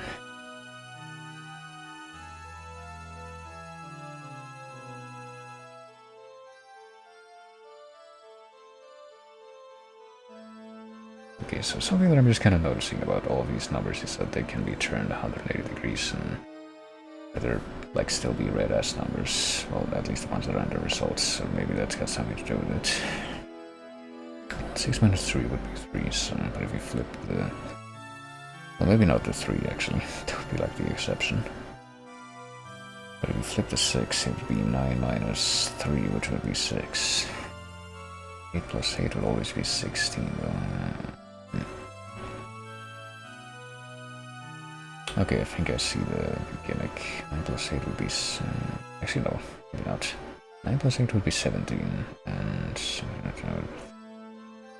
I'm noticing that 8 plus 1 and 8 plus 8 would be...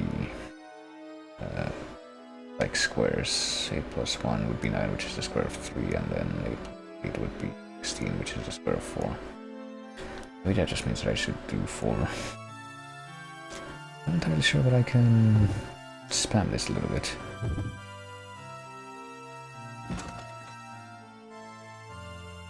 Okay, well, I guess that got us through the... I'm not sure I completely understood the logic there, but I guess that got us through the next room anyway. Cover my nose and mouth with my hands to look around the room. I notice a gas mask hanging on the wall, which we might be able to zoom into.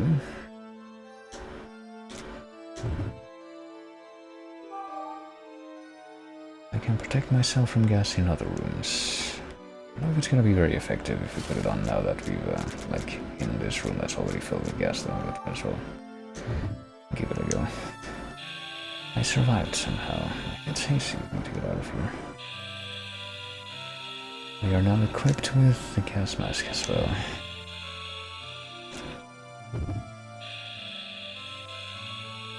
Would this be the serum? We assume that there must be some kind of a cure for poison that we're being forced to breathe in. Let's try it this way.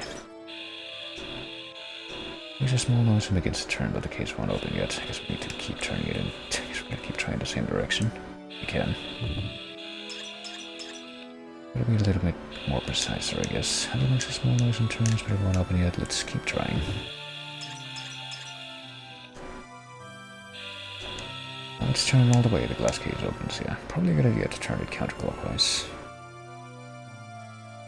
Shouldn't be any more gas. I take off my mask carefully. Okay, apparently, but turning the handle to open the case makes the gas stop, or we just assume that it does.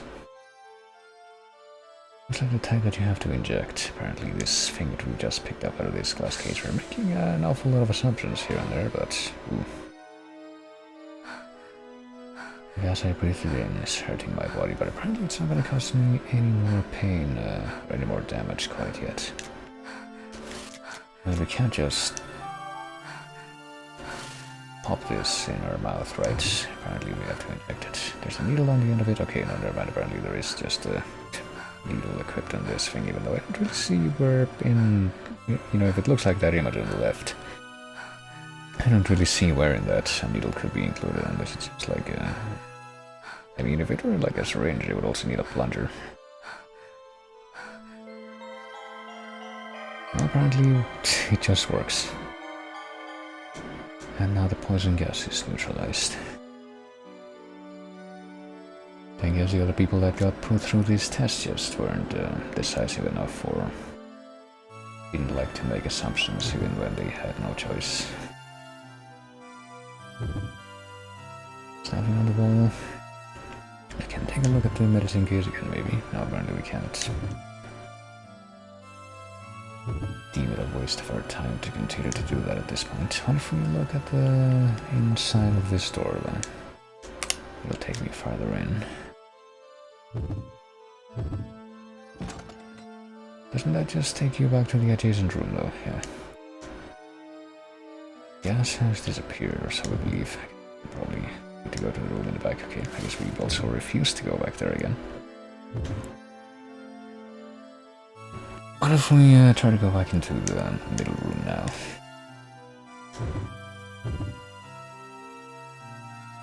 Well, apparently going to the middle room is fine, but we just don't want to go back to the room that's all the way in the end now. Go figure. I'm also not entirely sure why like what the point of that was. I guess we got the gas mask, we still have that in the inventory. So we got maybe immunized to the poison gas. Not that we really seen any indications of anything like that being a factor elsewhere on this in this place. Didn't touch the corpse. I guess we are gonna at least try to follow that thought, that mental suggestion, and not touch the corpse. Or those corpses there. Let's go to the hallway.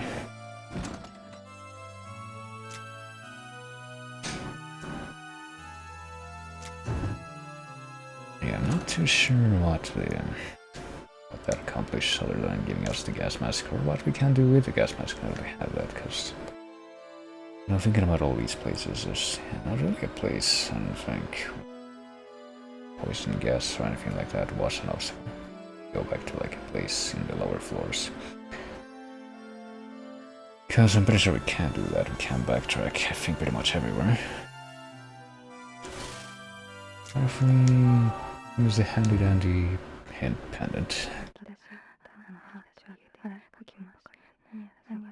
Pressing the switch opened the door to the room at the back. Well, yeah, we figured that much, but I guess we're not gonna find out what else I did, if anything. I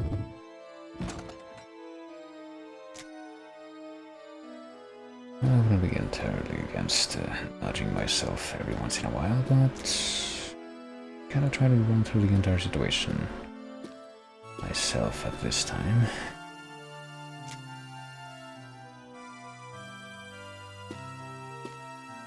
We go over here again, like the only place that's in this direction that we haven't really been able to explore completely yet is the door that's, if we keep going in this direction, down south. You know, what do we find? We find this. And we potentially have a hint already for what the code is to open this door, but the problem is that it doesn't have any electricity running to it.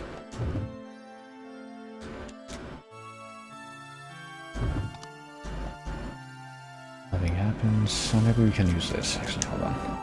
The card key here. Device turns on. Okay, never mind. I guess we can actually try this now. I guess I'll also make another saves come here then. Could just use save states, but this feels more genuine. I don't know. I mean, I could just use what the fuck do they call them on the Wii U? Like restore points, yeah. On my perfectly legitimate 3DS that I'm totally streaming this off of. Would it be 0600? Number entered seems to be wrong, okay. Let's delete everything. Maybe 0500, because I'm pretty sure that the clue that we got was... What about 0530? Maybe that would be an option too. Pretty sure the clue we got is like the code for this door was the wake up time. Alright, what about 0500? We found out like quite a while back. It was like one of the first things that we found. 0545 maybe? But I'm pretty sure that was one of the very first documents that we found in this game. Pretty sure I don't want to backtrack all the way back to where we find that, so I'm taking a lot of liberties here. It's not 0545 and it's not 05 anything like any of the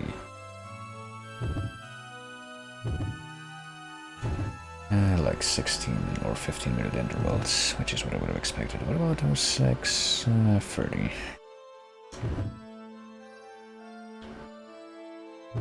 Or 0645 if that doesn't work.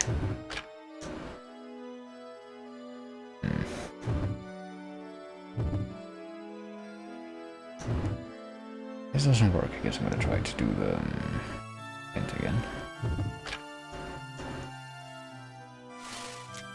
Alright, here we go.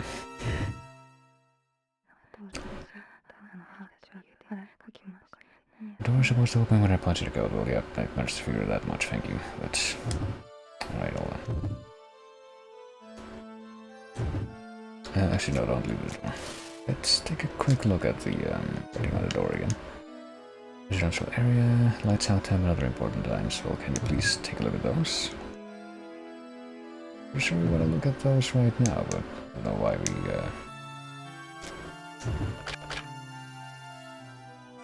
like the freaking player character here won't look at those. It'll be in the journals, surely. Like, hold on, this is the map. This journal, so if it's any kind of a text document that we were able to take with us, it would be in here.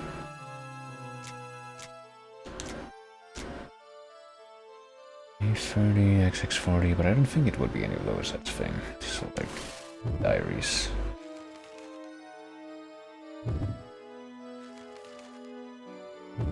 I don't think it would be here either.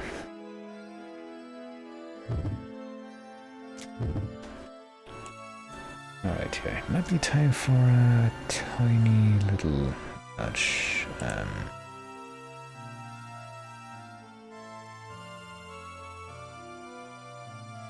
As this arrow very anxiously bounces up and down.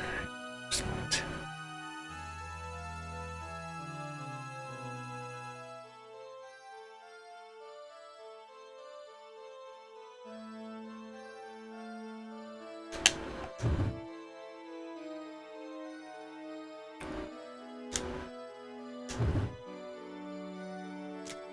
Okay, I guess we don't need to swipe again. Let's try something a little bit different too.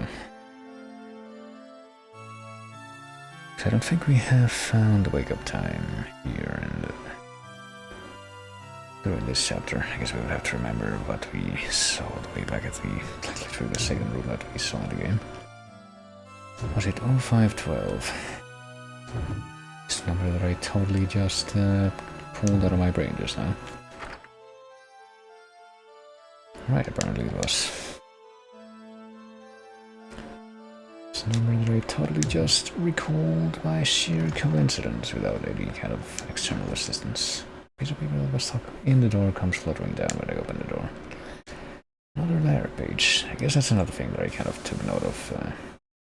There is a reference that I found for the amount of these documents that you can find in each chapter, and apparently you can find that everything's covered in blood, and there's blood everywhere, but also you can find 5, if I'm not mistaken, in the second chapter, so I'm gonna try to keep a countdown for when those are found. Blood covers mother's face and arms. Killed all those people. So easily. That was pretty impressive, actually.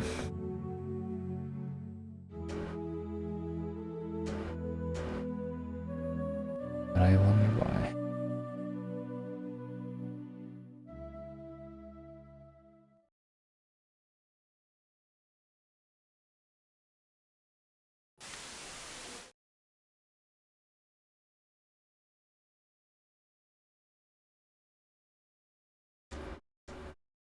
Another memory. Try and get my bearings and look down at the piece of paper. Let's see what this one says. It's usually just a few lines in each of these files. Mother killed people. Red blood, thick blood. The smell, the stink of blood. Scary, scary. Because of me. I don't like the smell. I don't know if Mother got that memo. Terrified scribbles of words, just like that one story by Richard Matheson that just reads like stream of consciousness, but it's supposed to be like from the perspective of like a monster with a childlike mind. It's actually pretty interesting, but I can never remember what it's called.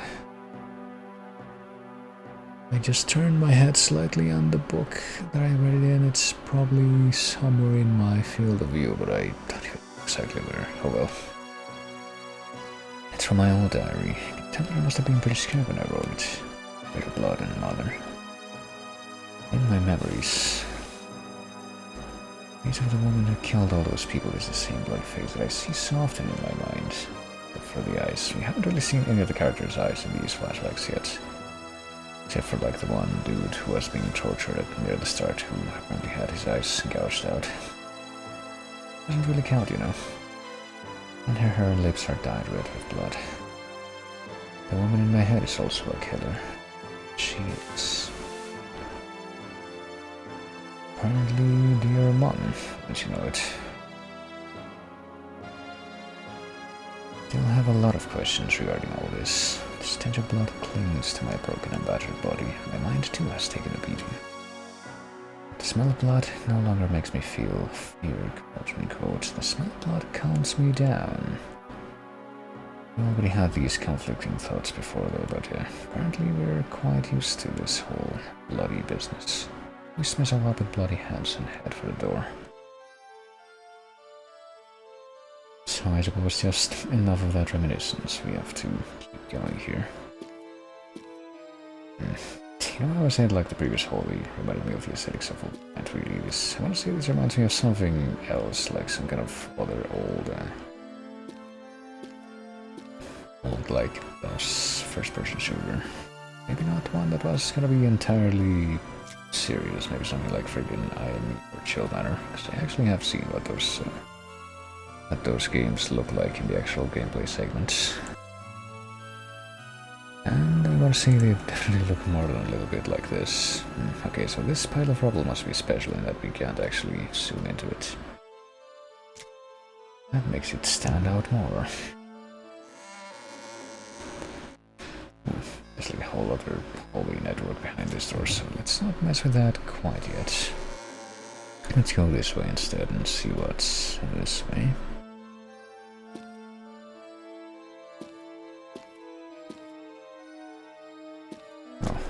this is another special, not quite special pile of rubble actually. This one actually can be zoomed into, and it probably doesn't have anything special in it either. I need to move this dirt and sand, yada yada yada, so it's the same comment, so I assume that it's all frivolous. And that I don't think it's actually possible to move the dirt and sand in any of those rubble piles at any point.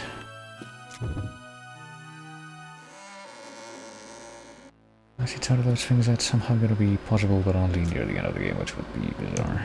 What do we have over here? There's suspicious chemicals all over the hallway. Oh boy.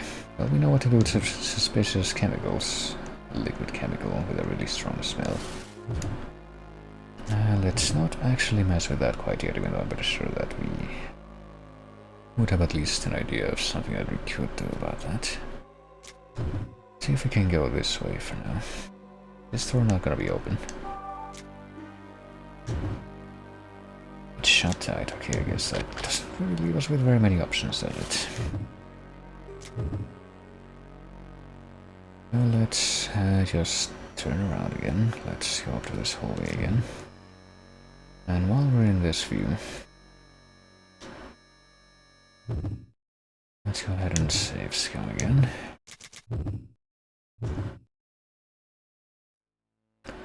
And this time, well, let's try this first, the neutralizer. That a little bit of X-ray, even though it looks like we barely have any of it right now. There's no point in using the neutralizer here, okay.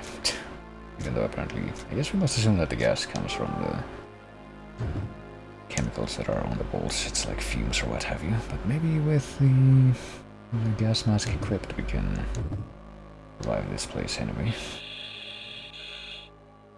Reach the end of the hallway and take off the gas mask. Apparently don't like continuing to have that thing around, I guess, the whole tendency of people complaining about masks. To defend themselves from hazards, which are very precious and valuable equipment. Isn't exactly a recent thing, but precedent. What's this over here? This looks like fun. The floor here is covered in sharp needles. They look threatening. This wall looks weaker than the others. I'm guessing that maybe this wall is going to be able to come down at some point and neutralize those needles, but I guess we're not going to try to mess with that quite yet. I guess this hallway on the right side is the one that had the gas in it. Or if you go to the room that's on the north side of this hallway down here. Some damaged supplies nearby. This pile of broken supplies will probably hurt you if you mess with it. 2x4 here though. I did find a little bit weird just in chapter 1 of the game that, just a moment.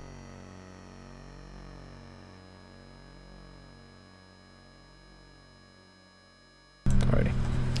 I find it pretty weird that apparently 2x4s, which are pretty much presented to you initially as consumable things that you can use to just test for traps, are also apparently items that you will have to use in certain situations just to be able to get necessary items for progression. There's a large iron ball inside the wooden box. But apparently whenever you use it for those situations, you don't actually have the 2x4s being used up, so I don't know, go figure. I think that's all I really have to say about that at this point. It's a sturdy heavy iron ball. Could attach it to something. And it would probably be for a nicer purpose than whatever its original intended purpose was. It'll look everywhere though. Nothing useful in here or there. Well, let's get out of here again. You have quite a few passageways in this hallway to try and make sense out of. And I'm pretty sure I just turned around completely from the last direction that I was going in. So I have to turn away from this place, and I guess maybe try to get into the area in the middle. Does this place have 2 doors? Yeah, it does. Okay. It's extremely quiet and peaceful. It's got that very crisp ambient noise too, as you can tell. Something like a switch on the wall. And also apparently some exposed mechanism here. Some sort of huge machine full of gears. There's a piece of wood stuck between some of the gears. Would this be it right here? We try to just poke our finger in there and try to get the piece of wood. No, apparently we can't reach it from there, so we use the pliers.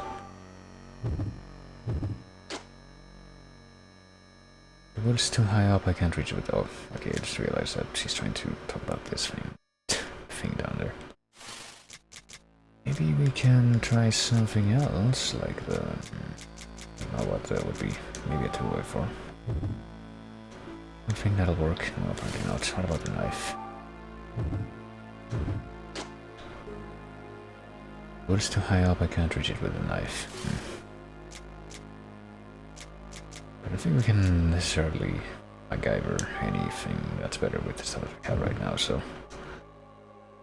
Those won't work because it's... you know...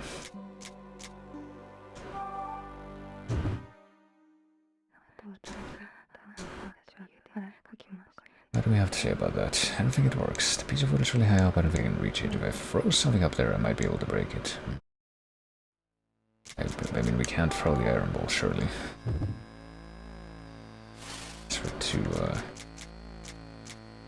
We're too scrawny to try and do something like that, and I'm pretty sure the keycard won't work either. Let's try it anyway as a gag, but no. Let's have that be confirmed immediately. What about the boot? The boot's, maybe like that one video from many years back where somebody threw shoes at George Bush.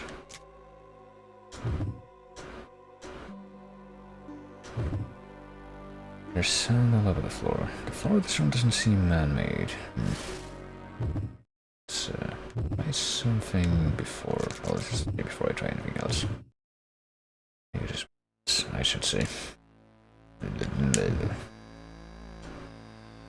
if we try to mess with this switch? Will that do anything?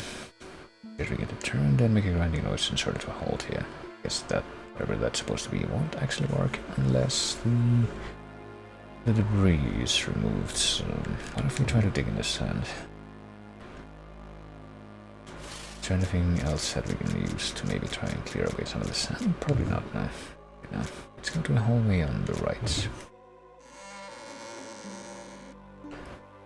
I'm just gonna keep trying to go perimeter of this hallway clockwise for now. Trying to figure out what other options we have. A number of lockers are lined up discreetly against the back wall. Pretty sure that said discreetly, not quite with the intended spelling of that word there. I don't even know. Pretty sure discreet, I guess discrete. English doesn't mean the same as discreet in English, to put it that way. Might just be me nitpicking though. Yeah, but the heat here has allowed this mold to grow. There's a women's bathroom and there's more lockers. And apparently there's another, like an empty description box after we say that. There are clumps of dried blood in the locker door. Okay, so I guess we don't want to mess with those. I don't know. Kind of put off by that empty text box that we get if we try to check the lockers on the left side. So I am curious because it doesn't give it a... I don't think that counts as a warning either. Oh, okay, so there's nothing inside. And apparently the women's room is locked. What the other one? Is technically the one that's the opposite sex one for the character that we're playing as. Is he a metal bar that's sunk to the bottom of the purple liquid in the bathtub? Boy, maybe this is where we use the rest of our neutralizer. It's full of poisonous looking chemicals. And I'm guessing that maybe we use the metal bar to, you know, get rid of the piece of wood in the other room. But how can we get that? Might be able to hook something onto the pipe. Surely we can't just jury-rig something with the iron ball here, just based on that description. I don't think that will work. Give me the description one more time. Long thin pipe with a shower head at the end of it. Might be able to hook something onto the pipe. Does it continue to give that description even if we check it Lower part of it? Yeah, I guess so. Okay.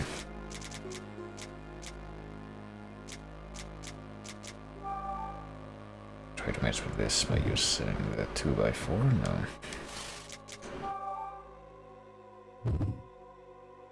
So not work either, and I'm guessing this.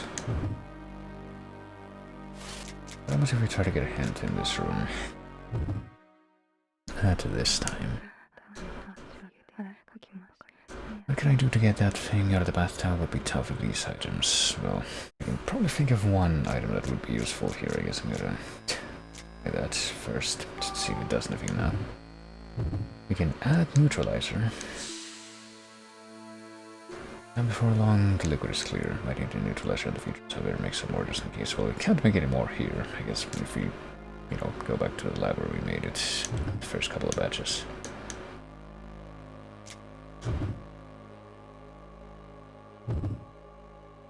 We can only touch the liquid. Okay, so at least we didn't hurt ourselves because we did that after putting in the neutralizer.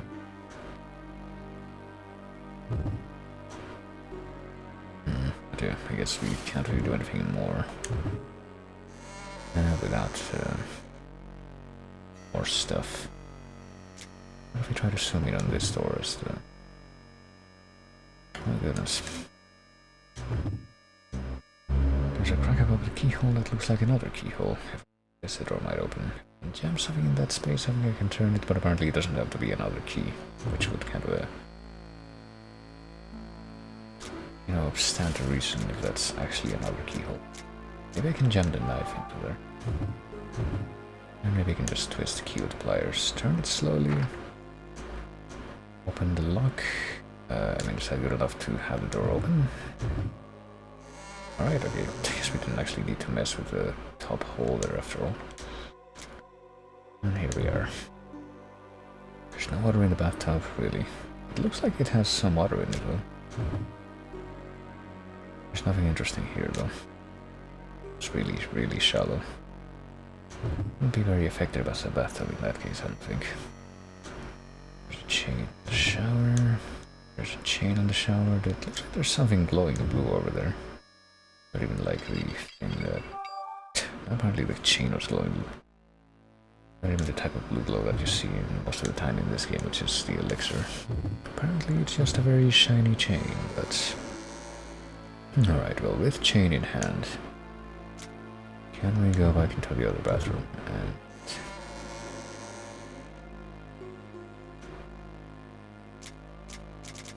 and actually get these things to do something different? That's chain. Not much by itself. Right. We'll break the shower. That's what we're trying to do. I thought that we were maybe trying to do something with the water, which wouldn't really make sense. Trying to raise the water level since there's like a metal bar that we're trying to get out from that thing on the right.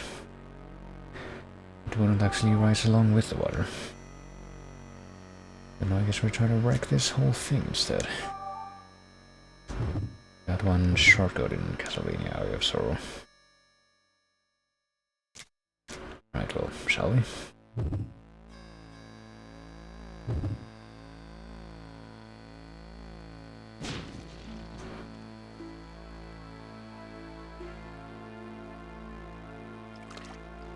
That bar comes out of the bathtub with the water. Right.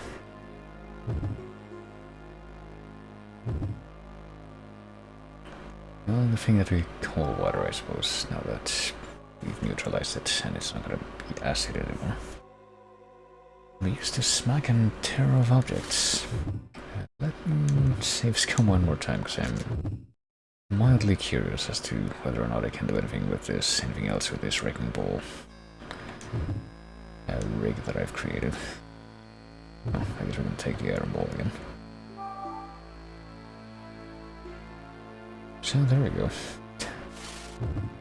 Went ahead and reclaimed that item instead of leaving it behind, and with this crowbar in hand, let's... Oh shit, no. Goddammit, I think I see part of the problem here, that I'm getting some...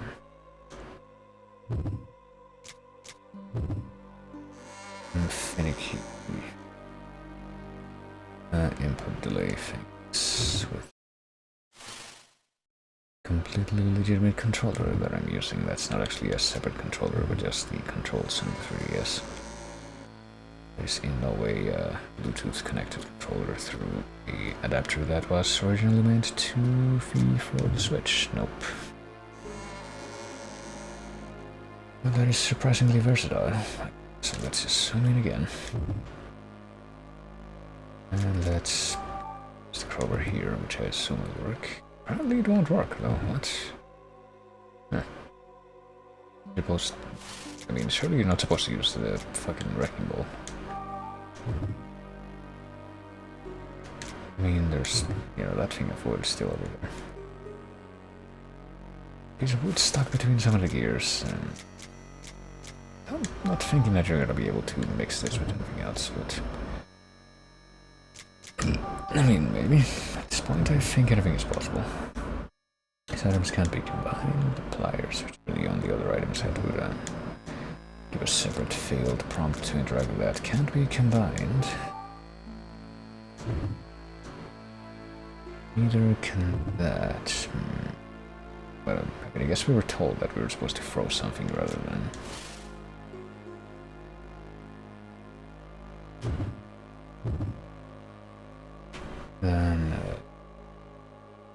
Probe that with something, but I don't think that we really have anything that we can throw. Like, surely it's not the fucking fuel tank. That wouldn't make any sense.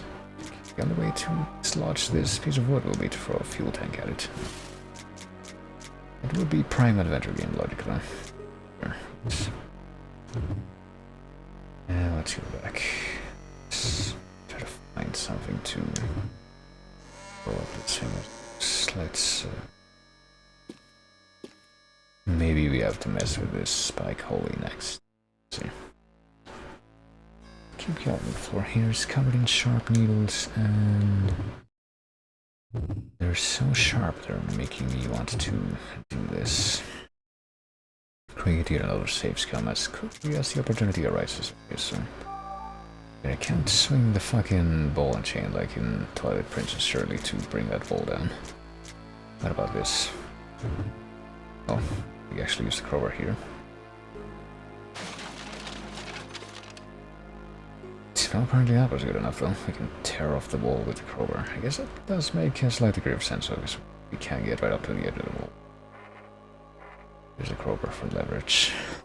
But nope, I guess we're going in this direction first. What's in here? This room. It's pretty sinister. Deep red color all around me. The room used for developing pictures was very similar to this room.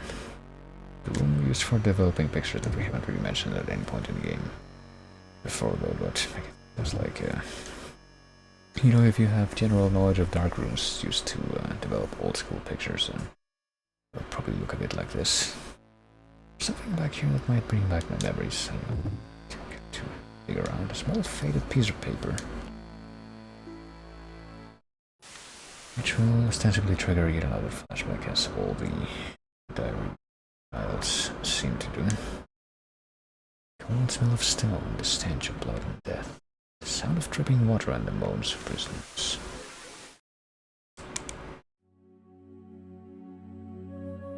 All of those things make me think of Mother.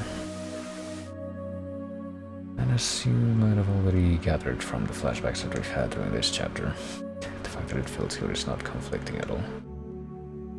Places like Mother's womb. It's a different analogy though.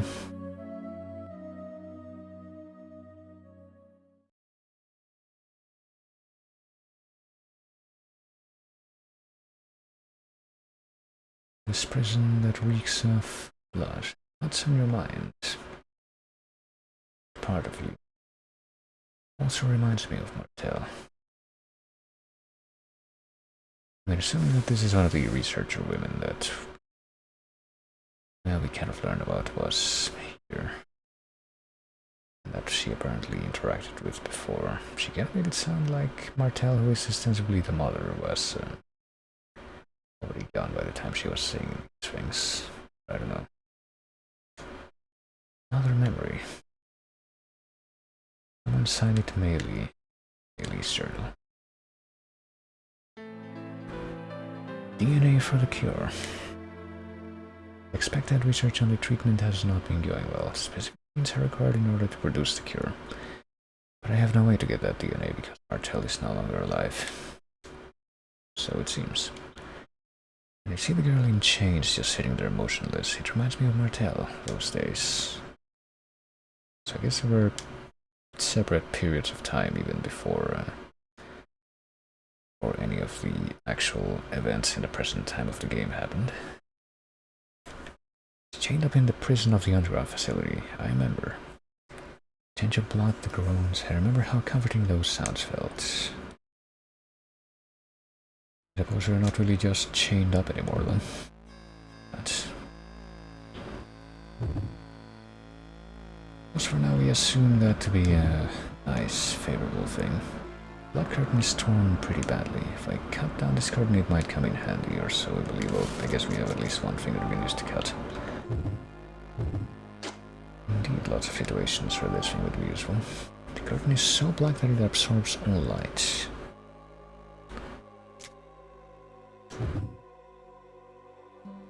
Got some dried blood on this equipment, but there might not be anything else useful in this room. Well, I guess we can just keep going after we go back into the hallway anyway. At least I presume this is not a dead end. And before we run into yet another one of those giant rubble piles as we round the corner here. But no, apparently not this time. Let me just confirm.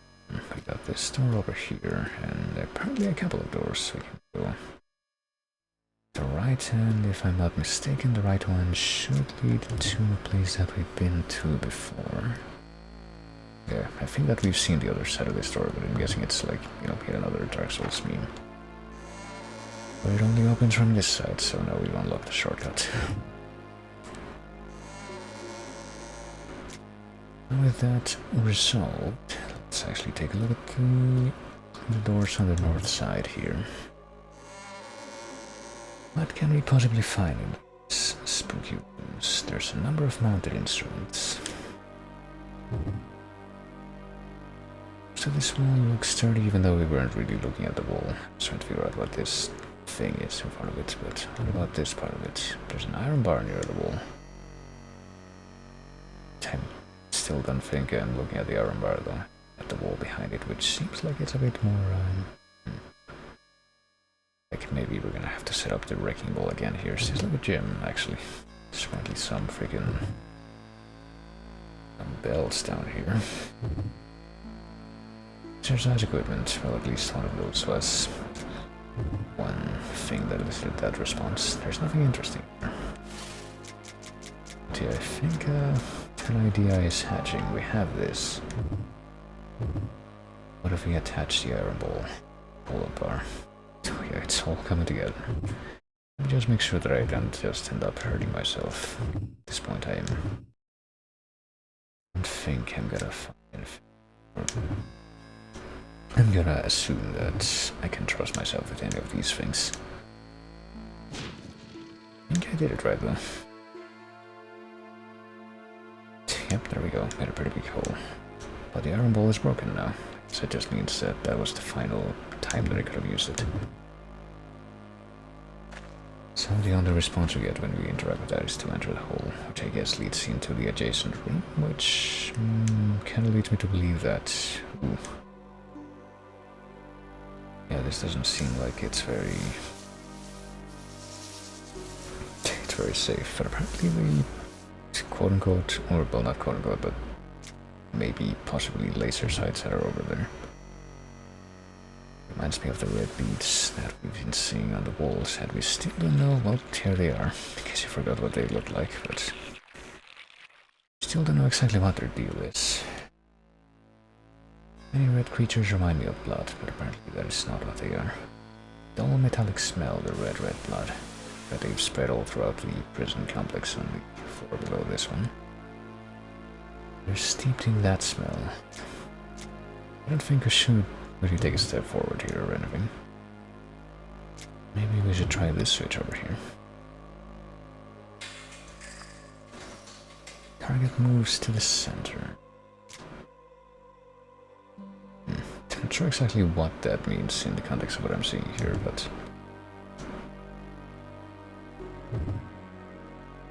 anything of interest? I mean, is there anything for us to acquire on this side of the room? Because I haven't figured out if we're gonna be able to get to the other side. There's a counter in the back. There's something at the counter, but from back here I can't tell. But let me see. What if I mess with this button one more time? And it moves towards me.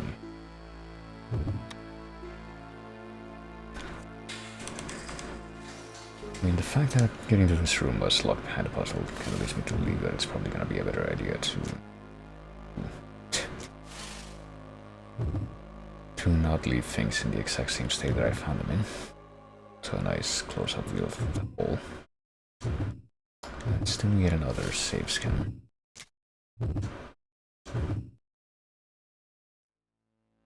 Because I want to see what happens if we just go to the counter from here.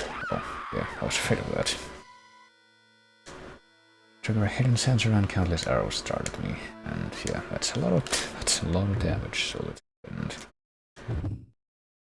take a quick step back in time, so... But I am thinking that there's gonna be a good reason why we did that. Let's try to get back all the way back out into the hallway and then go into the other door. That works.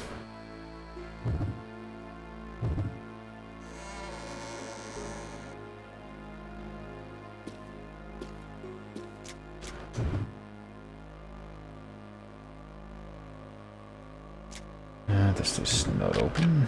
Oh, shoot, okay, that could be a problem if this doesn't open. Door shut that. Oh, shoot. Maybe we do have to figure something out in this room after all. It's part of the... That's the only way. Let's go in the hold again. Get back into this place. We already have an insurance timeline set.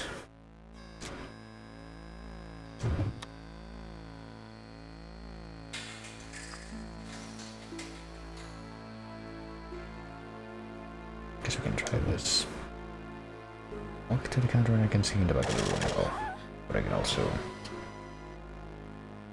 get completely shot by that. What if we try to interact with the counters directly here?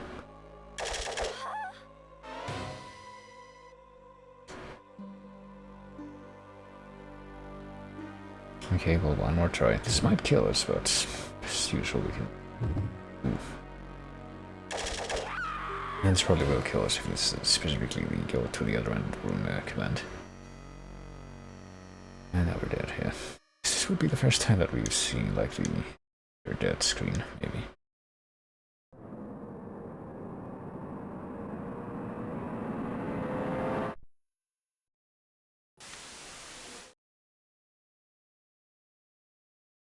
See that phase one more time. But we have insurance, so it should be fine. Need to wait a minute to tap into that one more time. Or 20. I believe that was 69 seconds after that. But yeah, how are we gonna do this? Not entirely sure how exactly we're gonna deal with these sensors. I guess we have to actually get rid of those. Okay. I've just now remembered that apparently we have this thing though, this curtain that apparently absorbs all light. This thing will not work. Let's bring this thing towards us one more time, the target, I guess.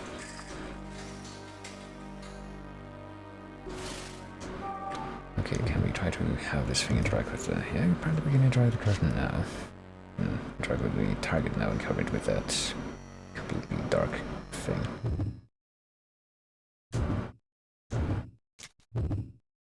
And make another bit of insurance, because still not entirely sure exactly how this will work. What about if we press the switch one more time after we've done that? Does it stretch all the way over? Yeah, apparently it does. Okay. There we go. Now we can keep going. Apparently that thing of curtain that we found, or that we grabbed, was a lot larger than I thought it was. Now we can go to the counter though, so it would seem. We're not gonna get hit with those traps from Crash 3 Egyptian levels. This is where you stand and try to hit the target, but the open area connecting to the shooting range is blocked off by wooden planks, so... Oh well, like it's not really gonna be usable right now. There's a crossbow there. Must have been set up by someone who knew what they were doing. Some of the bolts haven't been used yet. Shall we pop some of the bolts? Oh boy, are we actually gonna be using the crossbow to shoot the piece of wood? And yeah, probably in that other room that we have known about for quite a while, but we haven't really been able to do anything about yet. Must have been set up, yada yada yada, all that good stuff. But the bolts haven't been used. Can we grab even more bolts, or there's dust on the crossbows? No, I guess not. Nothing here either, though, is there? Anything of interest? Here or there? Right, let's, I guess, try to just go back out into the hallway. First look from this side. Well, don't you know it? It opens from this side. Alright, so I'm guessing now we're gonna be able to get rid of that piece of wood that was stuck in the gears.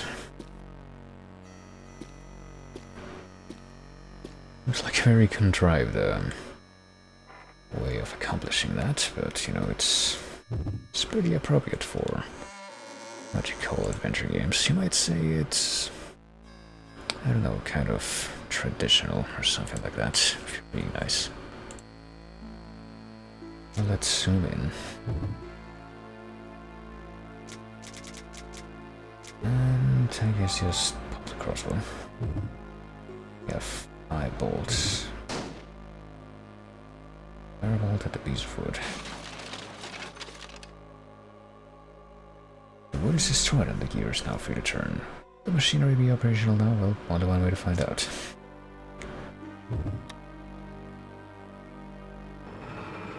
Apparently was doing something before. Pushing it to turn, the sound echoes through the room. The ceiling begins to open up. Light shines into the room, transforming the gloomy atmosphere. It would seem. Just open some kind of a window. Stained glass on the ceiling catches the light and casts beautiful patterns on the floor. Light streaming down makes my breath catch in my throat. Even though it's filtered through stained glass, I can tell this is natural sunlight, even though we're in the second sub-basement, I thought, or maybe it's just like the first sub-basement. How long has it been since I've seen sunlight? I don't know. I mean, we lost our memory, I guess, so... Apparently we're completely in awe of it. This stained glass pattern, can look at all sides of it. Apparently there's some lightning bolt pattern. Some kind of a cross in the middle. Maybe we can get a better comment. Spear on the ground. Better also have her comment on this one. There is an image of lightning on the ground on the right side. There's a spear in the middle. And if we look on the other side, it's just a cross.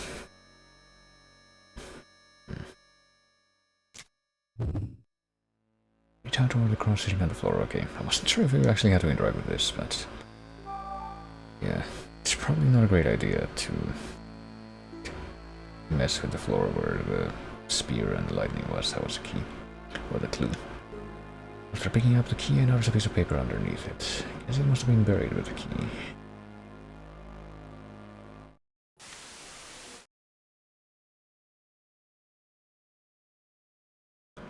This one, she was found in the rubble. I think this is the third file that we found in this chapter too. Where Emile found her. No kidding. Maybe for that devil-like woman. Not to see her being motherly. Well, maybe not. It's kind of clear, or not clear, the opposite of that. This makes it even more unclear. It's good looking though. I think every woman's got at least a little motherly love. She finally lost it completely. Baby's a girl too, huh? What kind of woman will she be? It's not clear if Emile was like the evil mother, or if that was Martel. Or if Martel was someone else entirely. Give a name to this child. Say a prayer. May God be with her. It's the same key that we've just found, maybe. That's what triggered that memory.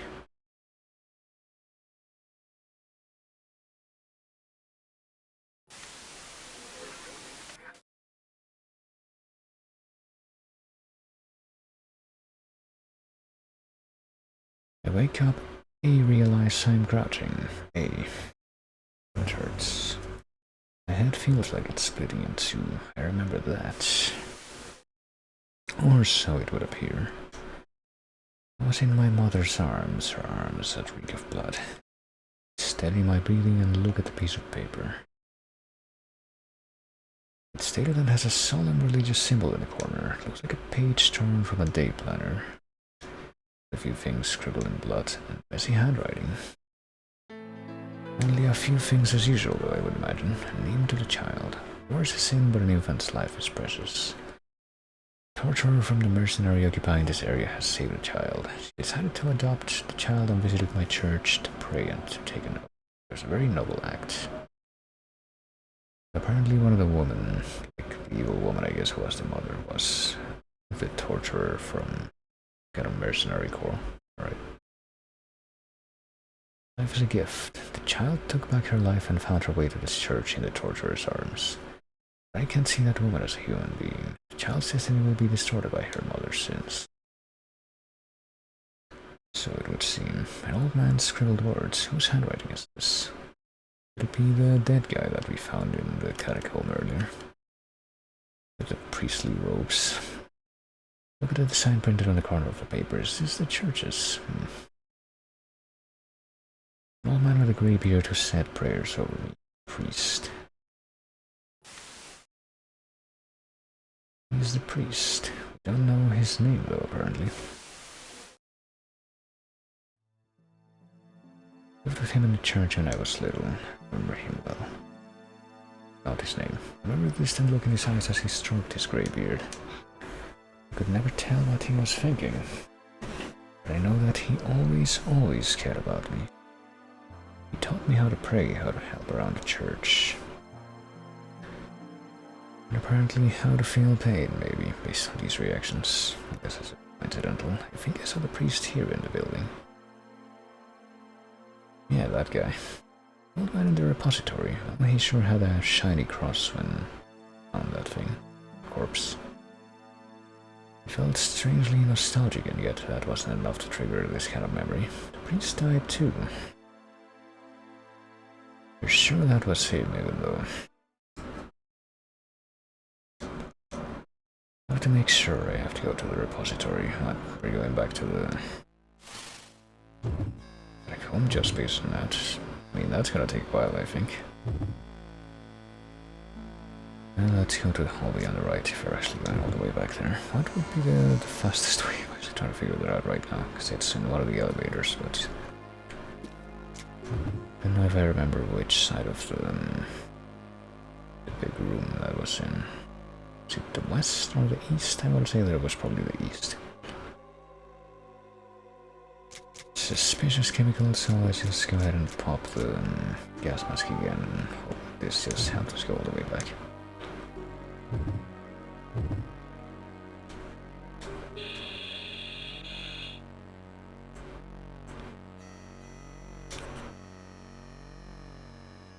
And here we are.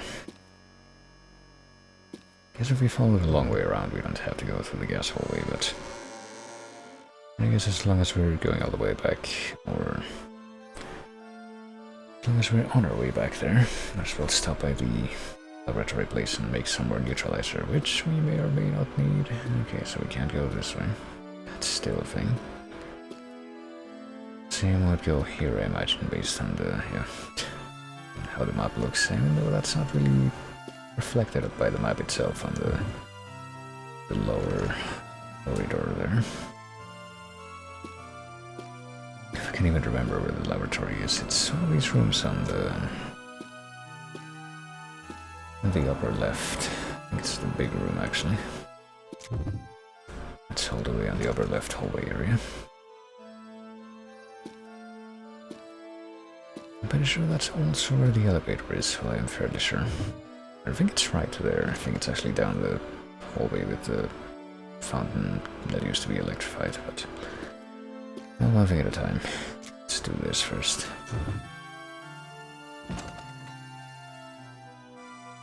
If I can remember the order for this, I'm going to imagine yes, but just in case, time to just make another quick insurance thing.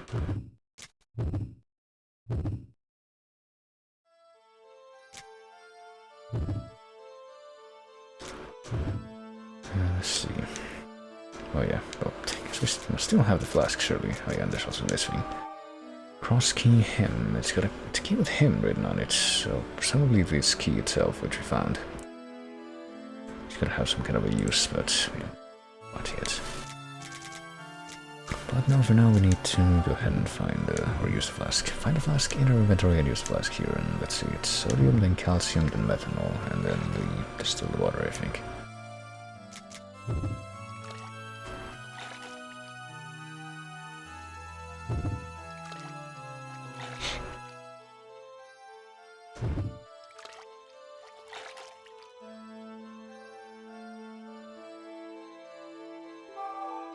And there we go. Have an extra batch of neutralizer, which I assume we're gonna need based on the fact that we got a prompt to make sure we got this.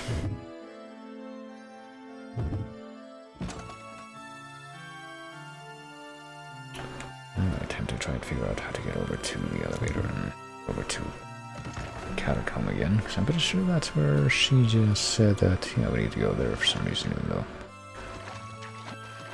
seems like it might be frivolous at this point, but you know what, just let's this, I don't know what I just said, but I'm just about to make some kind of comment about the elevator and how I'm trying to, or gonna try to make this as efficiently as possible. If we use this elevator itself to go all the way down to, yeah, so we're not going to be able to get up to the catacomb from this side. It has to be the east side. Well, I guess what we're going to have to do is go to B2 first.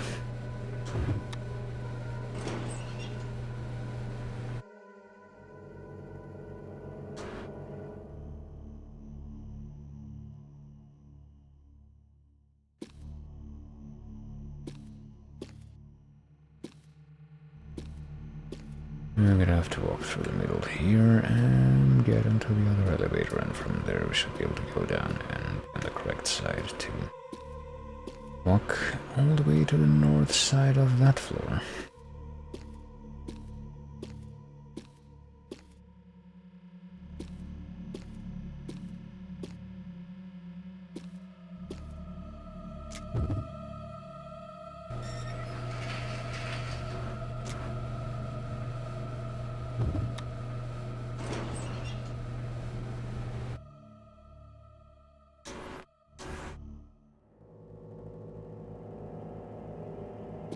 Let's see, let's actually step upwards here.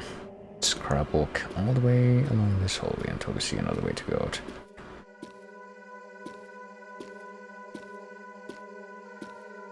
And let's follow this route all the way to the end of the farthest end. And apparently that's where, well, I say apparently, we've already been there, so we know this for a fact.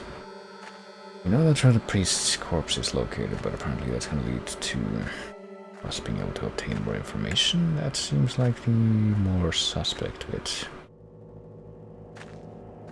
Given how the game pretty much said we have to come back here, we have to look at this again. Maybe there would be some merit to that. The bishop is sleeping with a peaceful expression on his face. Oh, here we are. He's grasping a shining cross. Are we gonna try to get the cross away from him? Unless I'm mistaken, this cross is... But before that I have to make sure. Touch the corpse's hand. It's surprisingly cold, but I feel nostalgic. I'm sure of it, I know this person. Okay, maybe we do need to get that cross as well as the one that we got from that room with the sand. This corpse is the bishop I knew. Cold, cold. Might freeze. Remember the bishop's hands being more warm. I bet that hand is gonna freeze just because it's dead, but He's sleeping here. The bishop is surprisingly cold. The serious and warm face I used to know is now rotten and expressionless. I wonder how the bishop feels as he sleeps eternally in this kind of place. His feeling of loneliness consumes me. I mean, he probably doesn't mind at this point. I release the hand and gaze at the bishop's corpse. See a faded piece of paper among the figurines. Oh boy. Oh yeah, I guess we did have to come here after all. Get another piece of paper. What could this one be about? Maybe this one will have an intimation of what we actually have to do next. It's dazzling. Where's this? Not quite sure what the angles that I'm just looking at right now are about. Here's somebody singing. It feels so comforting.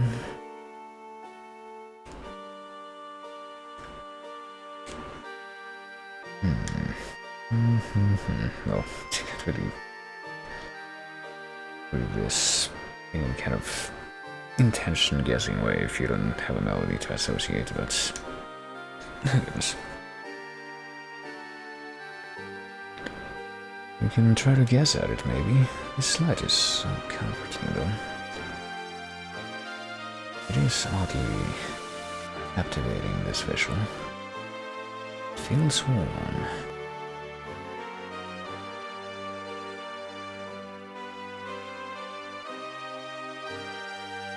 Maybe this woman with the silver hair is the... apparently the torturer that adopted the baby. Because we've seen a number of people in these flashbacks, and yet only a couple of them have been concretely identified, and I don't think that she's one of them. When I come back to reality, I realize I've just been standing here calmly the whole time. I'm cradled in someone's arms. The woman holding me is humming a lullaby. She looks like a saint. Maybe it's that bizarre, unnatural hair color, but the woman singing calms me down. Such a familiar song. I'm nostalgic. My heart is filled with warmth. I quietly open my eyes as I suddenly come back to reality. This piece of paper has a solemn religious emblem on it. It was probably written by the priest. I skim the words. And now we go to what the actual piece of paper says, which is never quite the... well, we're talking about her again, though. Torturer mother. Torturer often visits the church to see the child she adopted and sing her lullabies. Yes, she's kinda nice that way, but when she sings, she looks like a wonderful mother, but I am terrified of her fair skin and silver hair. The melody of her lullaby. Okay, well, I think this more or less confirms that the woman with the silver hair is the torturer who adopted the baby. But, I guess what isn't clear is what her name is. She was on the surface, she never let go of the girl. It's more like an obsession than love. A torturer and her daughter. It's probably my mother. Yeah, that's kind of what we figure. Unless there's gonna be some bit of a twist at the end where it's like, yeah, these hazily defined identities are all mixed up and you never suspect that or something. But I have no idea. Mother took me to the church and left me here, and what happened after that? Well, left me there. I think that's what that said, not left me here. I don't know if that's supposed to be like that concrete of an implication. All I know is that the priest that I used to live with is resting in peace here. Yes, that brings us out of the flashback, but that means that the cross is... okay, we do have to check that again. Not leaving without this cross, it's also a key. A key with passion written on it. Okay, I think I might know what these keys are for actually, now that I realize that it's a set of two, slightly. Now I have the bishop's cross. Yeah, one of them is passion and the other one is hidden. But I think the reason that's significant is because we did find a door earlier that was specifically a set of double doors. It seemed like it was gonna need a pair of keys. We're heading back over there now.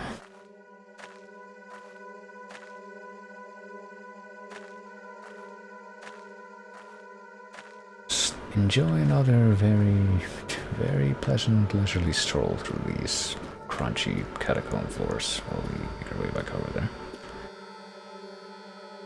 I don't think we can go through the middle here, can we? No, we can't. I mean, it looks like you can go through the middle. It looks like there's enough room on the middle platform that you should be able to walk through, but apparently not. And the double statue is not going to be accessible from this half of the room. I can't even really test whether or not that would make any kind of a difference. It probably wouldn't with this passageway.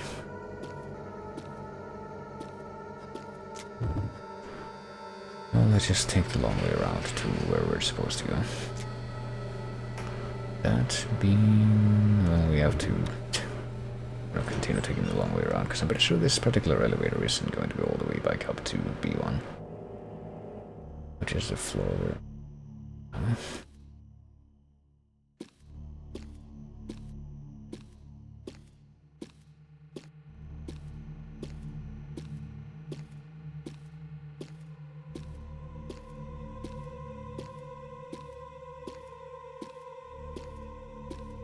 Just another nice stroll through the prison block, because we haven't seen enough of this place yet. Always gonna be a really good time looking at all these places where apparently people were kept and tortured.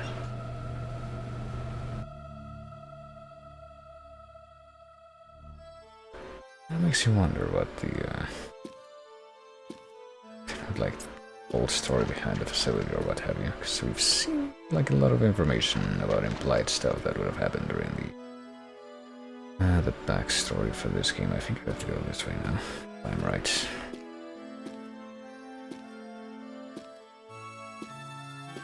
But exactly how that measures into this facility and all this stuff that you can find here is something that still has to be clarified.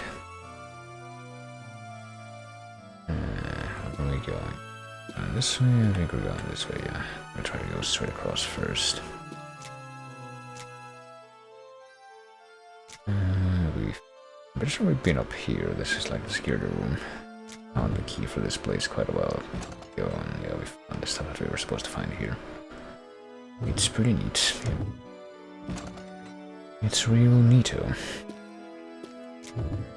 Oh, we also have this door that we found a while ago. 2 crosses will open the path. Okay, so it straight up says... I forgot about the crosses comment, but I do remember that there's like two things. 2 keyholes here, so it kind of figures that you need a set of 2 keys. So with these 2 cross keys, we can actually get through this door and see a staircase lighting up. Dusty spell on the staircase and it's reflecting a little light. Yeah. I don't think that would be the end of chapter 2 already, surely. It feels like it was quite a bit shorter than chapter 1. Put my hands down and look at the ground. Drops of blood from my face fall one by one, leaving a small puddle. There's a piece of paper under the layer of dust. Okay, I'm fairly sure that is also the 5th file that we found in this chapter, so I think that's everything. Should check the reference for that. But apparently we don't get a flashback before we examine this one. That seems unusual. It's probably also a first. With my mother. Once the evacuation order was given, the soldier began killing people left and right. Sacha tried to free me from my chains and take me with him, but I won't go anywhere. Love, Mother. Want to be with Mother right here for I care if I die like this. In my mother's arms, with a serene look on his face, Sacha died when she shot him in the head. My mother did what was best for him. Sacha smelled very nice. Same smell as mother. Sacha didn't move anymore. Mother kept singing her lullaby to a blood-drenched Sacha, same lullaby that she used to sing to me when I was little. Such a comforting song. I'm with my mother, till the army leaves, will hide out in here. From now on, forever, to survive. Does that imply that she's around here somewhere as well? Because I guess that matches up with what we saw of his corpse. Oh, or maybe now the flashback comes after we read the note and not the other way around. But yeah, when we examined the guy's corpse, we did see that apparently he had been shot in the head at point blank.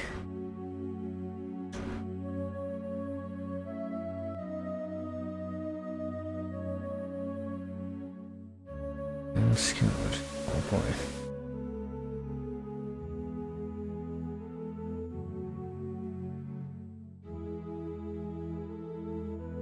I'll get her out of here, I'm guessing he said. But maybe he had the gun, but she ended up taking it from him.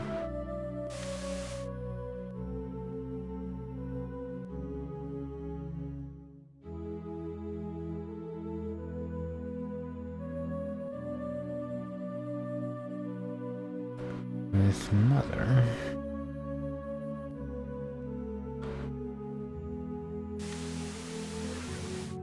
I'm guessing that's this mysterious amnesiac protagonist here. I'm gonna die here, he says, but...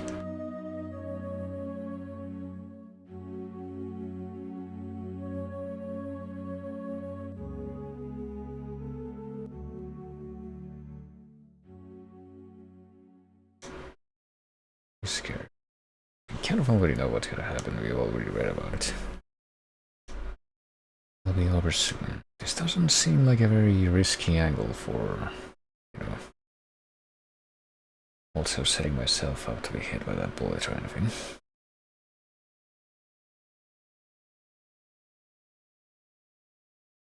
Well, maybe that was the lullaby that we just heard. That little instrumental piece that accompanied that scene. Without thinking, I slowly climbed the stairs one step at a time. I'm completely out of breath. I lost a lot of blood, my body feels heavy, or rather red, like I don't have much feeling left. I'm so dazed that I can only smell the blood dripping from my face, and hear the sound of my footsteps splashing through something. It sounds horrible. And Mother. Womp womp. Smell with sound. Almost there, I can almost remember everything, but... it seems fair to assume that it's probably not quite there yet. There was so violent yet. Thinking of her, feeling her in the back of my mind, I see her with long, beautiful silver hair covered in blood, so that's why sometimes she's got the red hair. Flashbacks. The scent of blood that's soaked into my hands won't go away.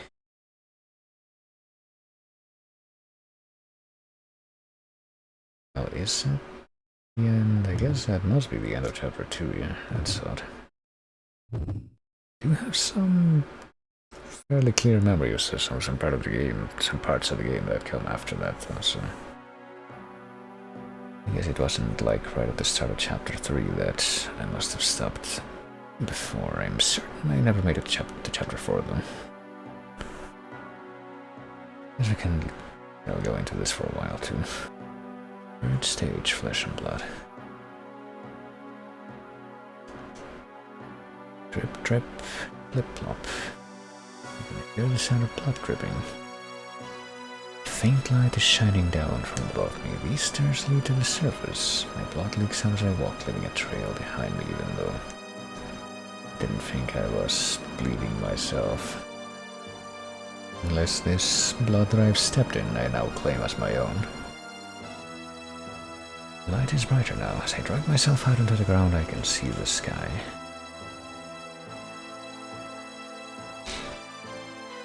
I can feel the sun shining on me. I'm out of that terrible underground building, but under what ground? And nothing is over. I may be able to see the sun, but this place is still filled with the stench of blood, decay, and death. I want to get it all back. I can't live here until I do. I want to find everything I have lost. Or at least as much as I'm gonna be able to by scavenging more of these hidden files, which seem to be the best bet. I can really move when I force my broken, battered body to walk. And here we are, okay. I was actually kind of wondering what the start of this chapter was going to sound like, as I vaguely recall. Making a note of like my VGM TXT of like a very dramatic organ track at the start of Theresia chapter 3, but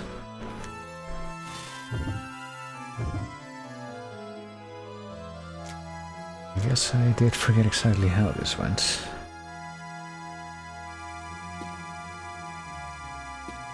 And yeah, I suppose we found a way back from the way up from the stairs, and these are the stairs that lead back down.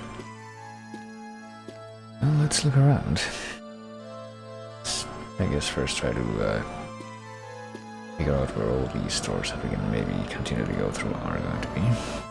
There's one. There's another one on the other side, and there are these big doors that looks like they have the, I don't know, kind of sun splash pattern on them. I'm pretty sure that pattern was also all the way down on the prison floor and the prayer room that was sealed off. And the place where you had to use the crank.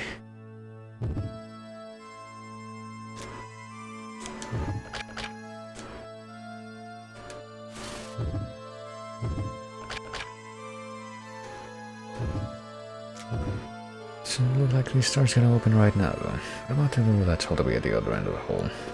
I think I do very faintly remember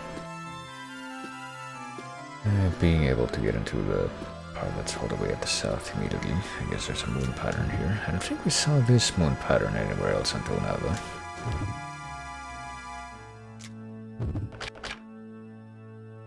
This one is also shot-eyed, so I guess it's not like, you know, what certain NDS games do, which they actually have mechanics where they tap into the internal clock and stuff changes depending on that, like those quests in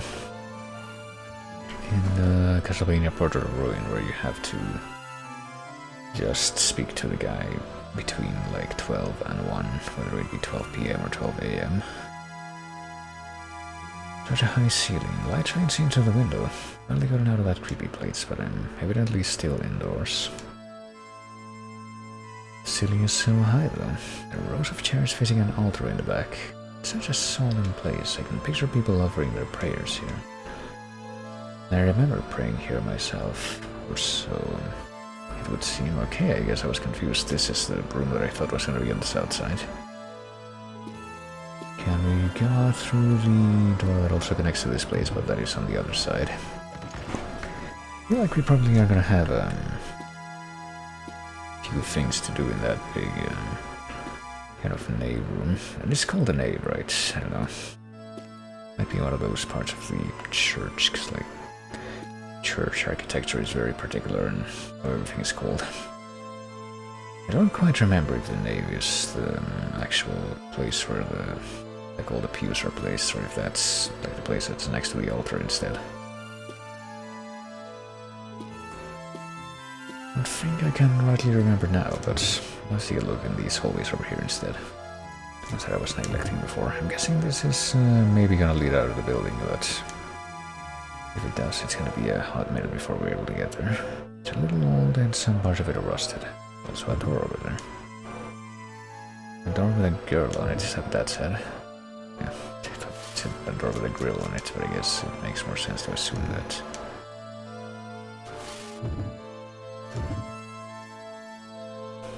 That the other spelling makes more sense once you actually take a look at that.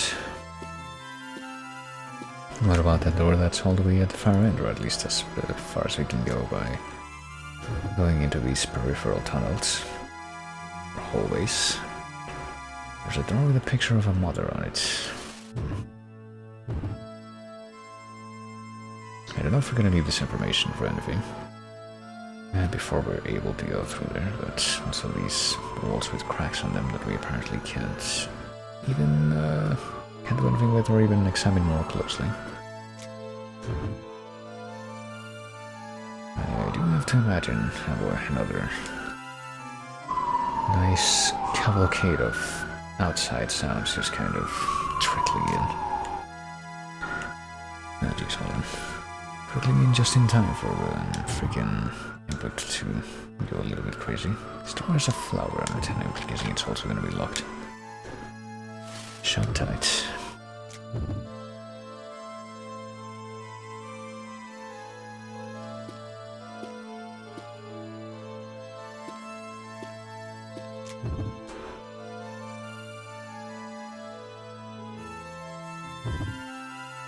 But right here, well, might as well confirm it actually before I back out. Guessing that if we just go down the hallway and check these things, yeah, from the other end it's just gonna be a look at the same thing, but from the other side, look at the same information. So let's actually go to the other big room now. I just now noticed that apparently there's like another portion of the map that got revealed over here. Oh, hold on. There's also a door over there that I hadn't noticed. Let me see if there's anything like that on the other end of the hallway. The answer is apparently no, but like I've just said, I do notice that apparently more of the map that would be behind the door that's straight ahead here has somehow been uncovered, even though this door is still not gonna open right. Go figure why.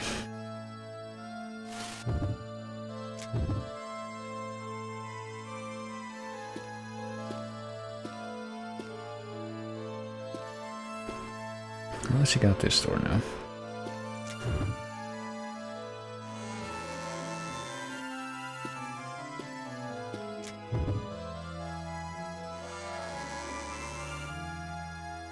Boy, well, this one's got another interesting shape. Now that we know that this is over here, let's actually check out the other big room first, the one with all the pews in it. See if I can figure out exactly what I'm supposed to be doing in both of these areas, and maybe once I figure that out, it's probably not gonna take another full hour to figure that out. Please, try that.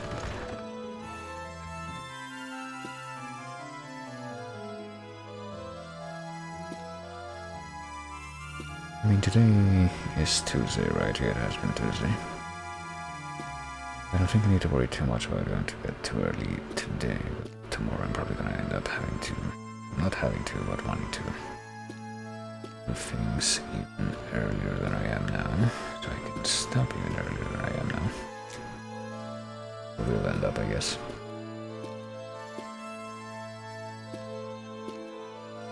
But for what I'll be doing today, I guess, what I'll just do is end up calling things in an hour or so.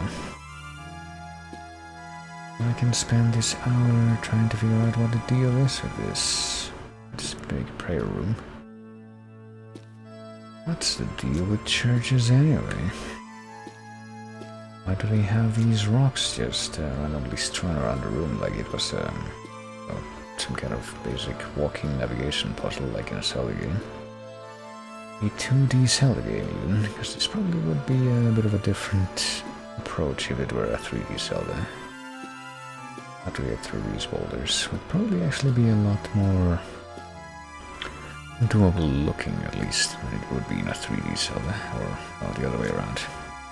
Just where's that completely in? I might have made some, or said something that makes sense. No promises though. Oh, what is this? Checkpoint, okay.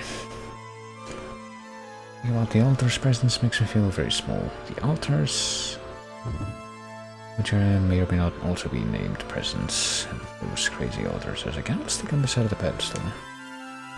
If I light the candle, it will only make this room more solemn, but we haven't found anything to light a candle with for quite a long while. There's nothing here.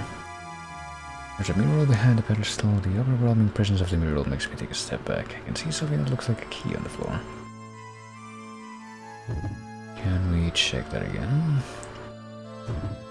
We'll get that description again by going over to the pedestal or the mural. Nothing about dust. There's just something hidden here. Let's see. I was really looking at the mural, or at the top of the altar. This key of trials.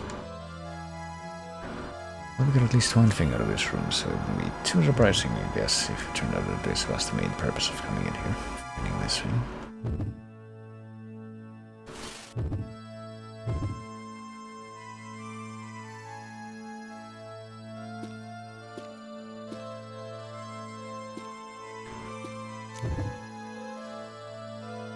What if we check out the organ here? In the corner of the church. Pipe organ is old and in need of repair, but it retains a certain air of dignity. This organ looks familiar too. Phrase I often live by. Ooh, and there's going to be a part over here that we can check. Pipe organ is old and in need of repair, but it retains a certain air of dignity, and we're not going to say anything about this slot over here though. Thin layer of dust on the keyboard. Well, maybe it's like a couple of switches on the front. It's just a very awkwardly shaped stand to like fit sheet music or what have you. There's something missing here though. What? Something missing from the gears in the organ's mechanism. That does seem unusual. Why would it be like that? There's a bunch of metal pipes. They're warped pretty badly in some places, and some of the edges are as sharp as knives, so we shouldn't mess with the metal pipes. Is what I am getting out of this at this time. There's also the switches over here, and I think it's made of hot metal since I did this, so... Or we actually start messing around with that. Well, I guess I did it up.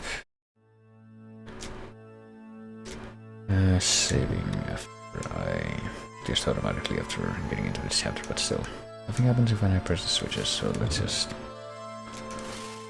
What happens if we try to interact with the keyboard? Are we gonna improvise something? It sounds kind of dull and wheezy and it's pretty quiet. Guess we at least tried it out now that we're gonna get any kind of actual feedback from that in the game audio. So we found an organ that's missing some kind of mechanical component, and we also took away a key from this place.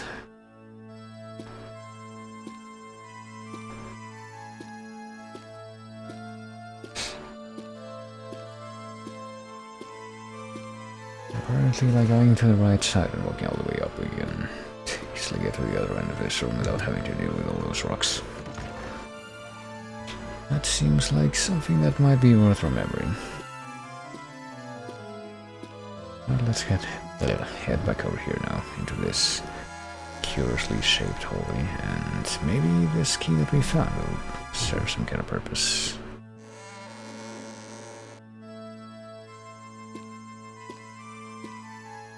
Let's check out the door that's along this north wall, see what exactly this will look like.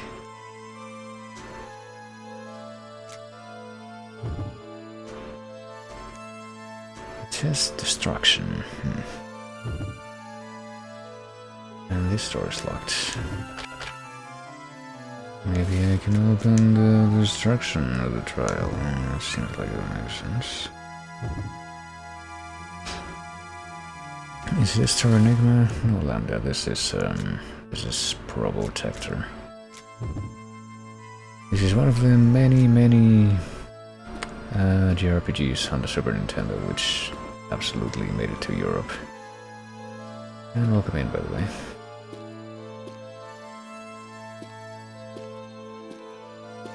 It is very curious, though. Alright, let me see. Any of these doors gonna be open? I guess we're just gonna try to find out. Purification. It's closed. I guess I'm also gonna see if anything happens at all. See if I can use the key in any of these doors. But one of my favorite quasi precursor to Pokemon games where you build robots. That's for the SNES. It was for the SNES. Oh, Robotrek. I think I have seen Robotrek. I think I'm also, speaking of that, vaguely aware that I may have seen somebody else play it recently. I think that for that reason I'm also vaguely aware that that was also like a Quintet thing, but no, I don't think I've ever played it myself.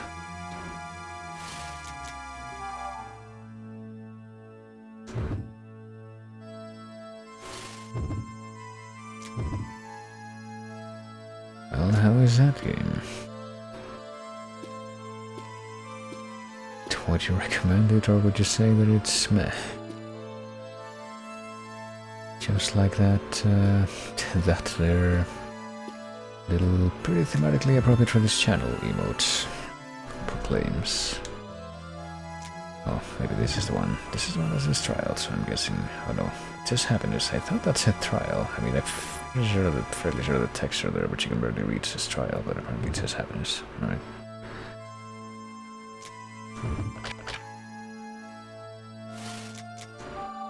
Okay, I'm not too sure what I'm looking for if none of this works.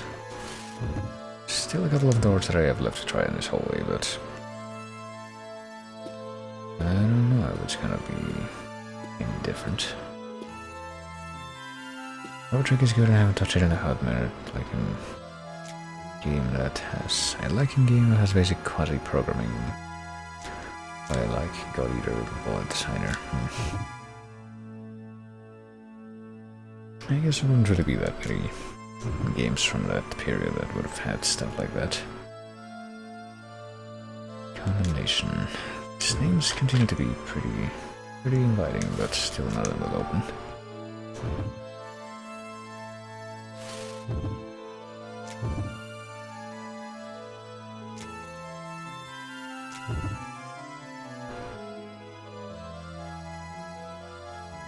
But speaking of games that may or may not have had stuff like that, I want to say that I saw something like that earlier today that was either something that I got from probably Humble, that regular monthly thing I keep getting even now, even though it's just like more stuff that I rarely actually get to in my library.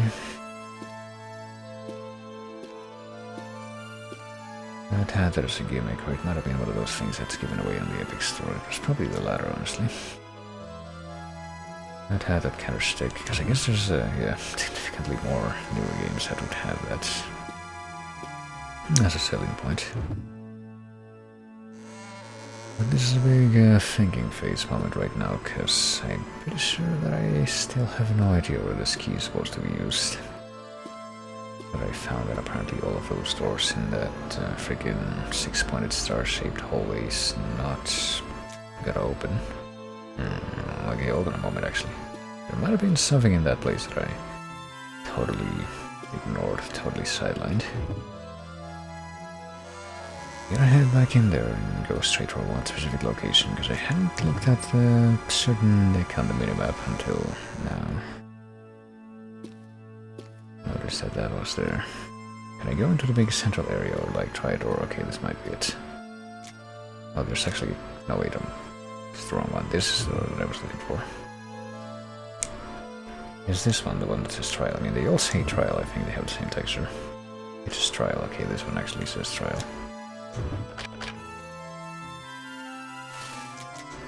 Oh, this one actually work. There we go.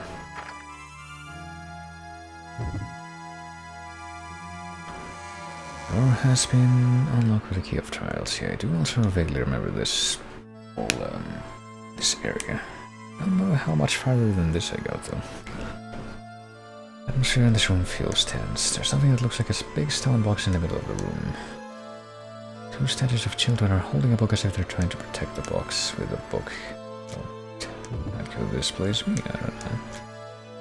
Apparently this book has some tentacle suckers, though. Indentations in it. I think something is supposed to go in them, but we still have no idea what.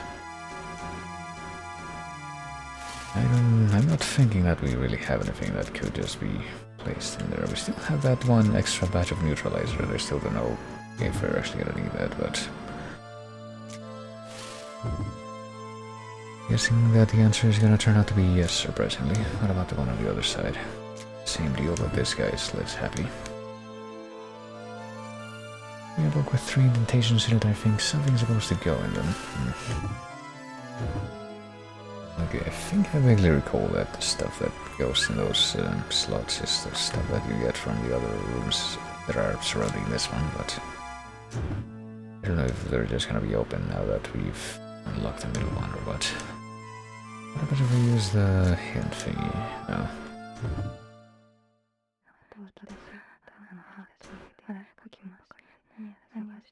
Should take a closer look at the statue in the center. Oh, what do I mean at the center, like, from this point of view? I've already done that. It's far too heavy to be moved by hands. Or what if I use it again while I'm zoomed in?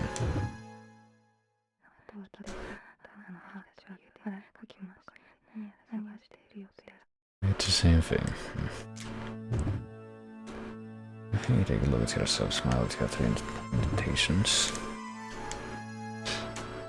And I don't think we have anything to use with those 3 indentations at all right now. It's the thing. It's a bit of a moot point.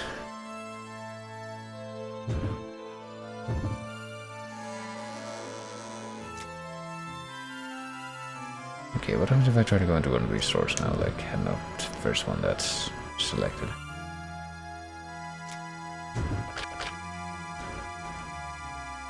It's still locked.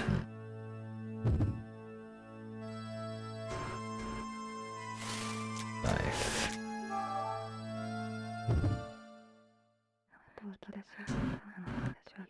We're gonna need different names. Now what's inside this room? Well, I don't know. Can't get inside because that's not a very helpful hint. Can't get inside because the door is locked.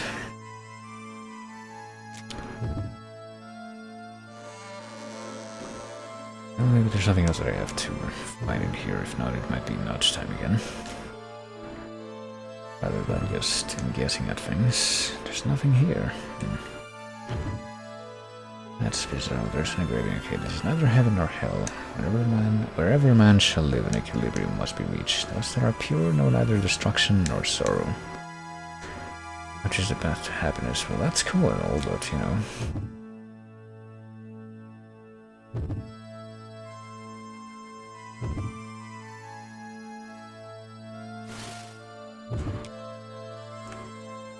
It's cool and all, but I can't make use of any of the things that are supposed to be complementing that. This is neither heaven nor hell. Wherever man shall live, an equilibrium must be reached. Those that are pure know neither destruction nor sorrow.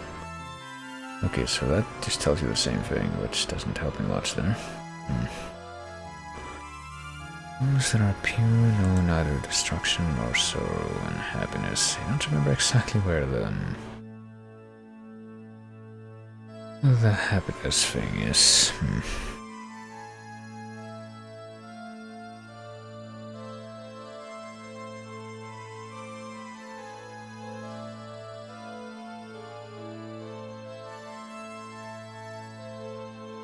Okay, wait a moment.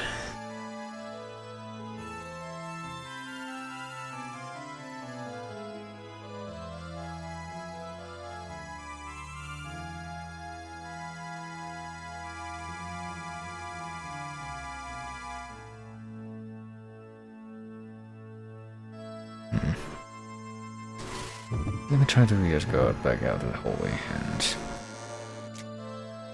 just kind of take a little walk around and try to figure out what the fuck is still available, or if anything, any of these doors are available again. Or by again, I mean for the first time, are available yet.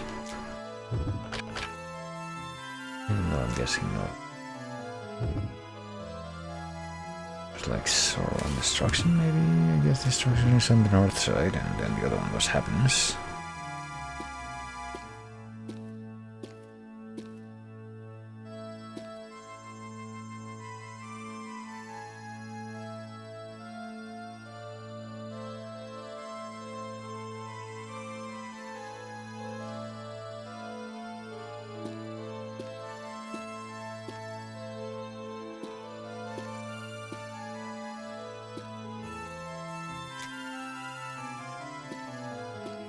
I don't know, I might be missing some stuff.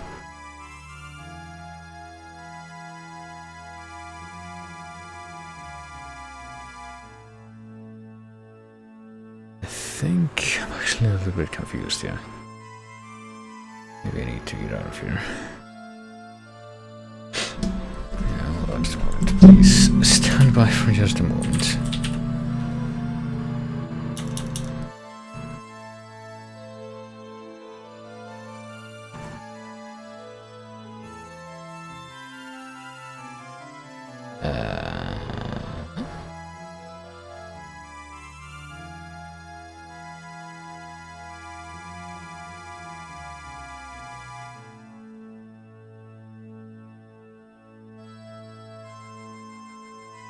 Okay, never mind.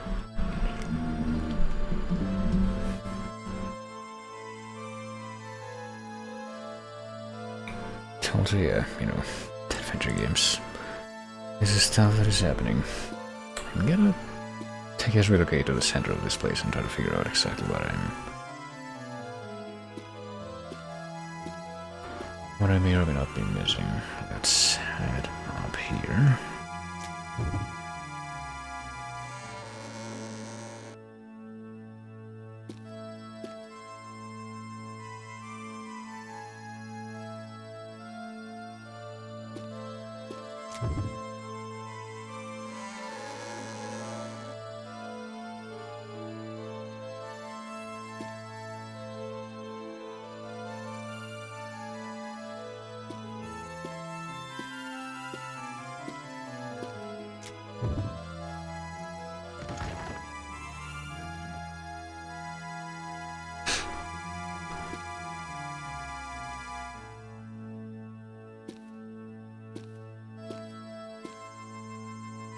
Oh, we could also look at this view, so it seems.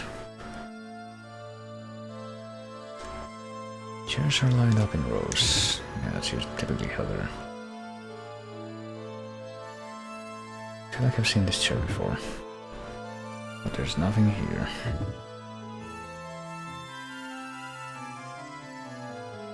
There's something in the chair's shadow. Oh, what could that be? It's an arbor of some sort, but it's pretty tough. It's covered in dust, then.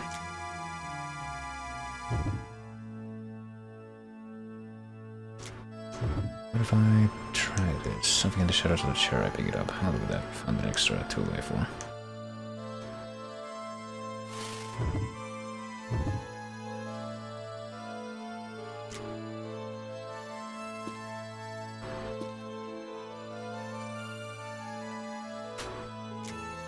So we've acquired the key of trials.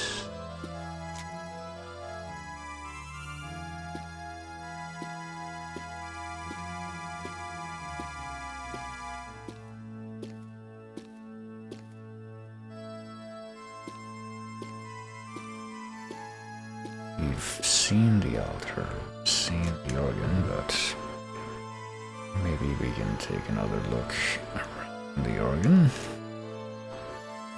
Like, what about the floor here? There's something on the side of the pipe organ, or really?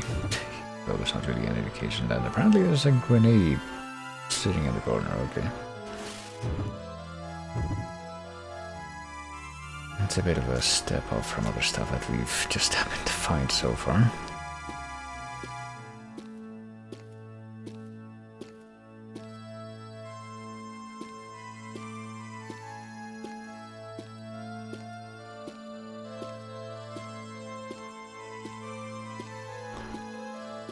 Okay, now let's get out of here.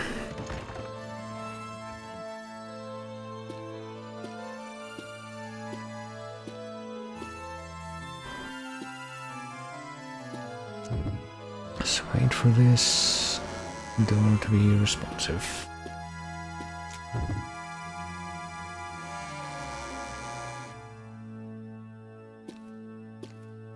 And let's go back into this mysterious room.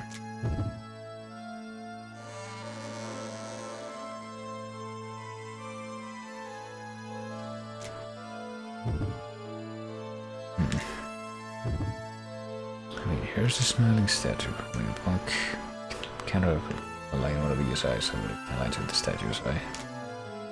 But that's likely to do much. There are 3 round invitations, and apparently touching the statue is gonna unlock. Okay, gonna unlock all these rooms, even though it didn't even change anything with the statue itself. Just open the statue, and apparently that was enough to make all these rooms locked up or unlocked up. Clearly. I know that you have Catherine on the A list if you obtained the remake. Would that be a potential candidate to do due to Atlas's restriction? That's a no. I don't know, I mean. The one that I have available is the one that came out on Steam, so I guess that's not the remake. I'm pretty sure that's a totally separate one. Immaterial condemnation. Builds a fuck-off mansion like this? That's a very good question, honestly. Like, we don't really have any context for... We have very, kind of, very vague and unclear context for what exactly where all the purposes of this place. There's something ball-like on the statue. I think what we need to do is... I need to quickly remind myself what the prompts are. What are the bases of the statue? Let's see. This one says life, and the other one said... I've already forgotten.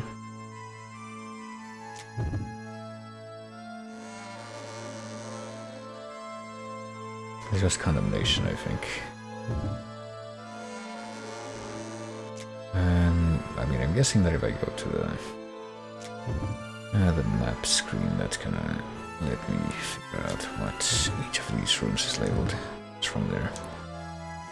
Let's take a look in each of these rooms. Okay, so this one, apparently life is green. There's nothing ball-like under the statue, but yeah, I don't think we necessarily want to mess with that quite yet. Until I figure out, well, I don't think I'm gonna be able to figure out the source of these persistent noises outside, but I probably will be able to take a look at this and figure out what this is one more time. Okay, it says, neither heaven nor hell, whatever man shall leave an equilibrium must be reached. Those that are pure know neither destruction or sorrow. What is the path to happiness? Okay, so they know neither destruction nor sorrow. And I think it says the same thing on both sides.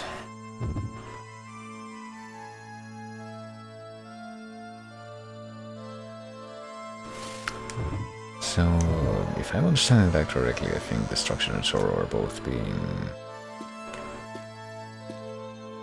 excluded, but happiness is being included. I think this one is...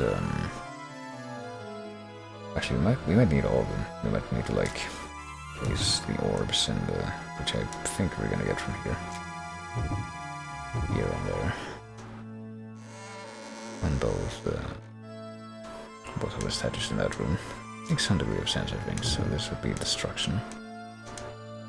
Nothing ball-like on the foot of the statue. Let's forget that. A gem. Found it in the room labeled destruction. It's number 1. Okay, so at least these ones apparently do get very helpfully labeled. And when we pick them up, so we don't have to guess at which of those nouns they are actually related to. Which is nice. Guess I'm just gonna try to pick them all up and figure out the puzzle based on that. This one says... It's unlocked, yeah, but I'm trying to read the nameplate here, black purification.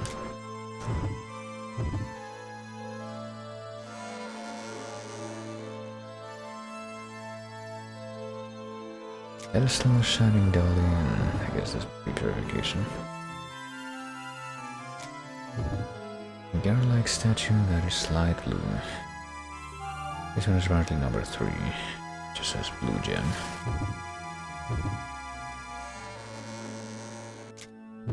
And one on the side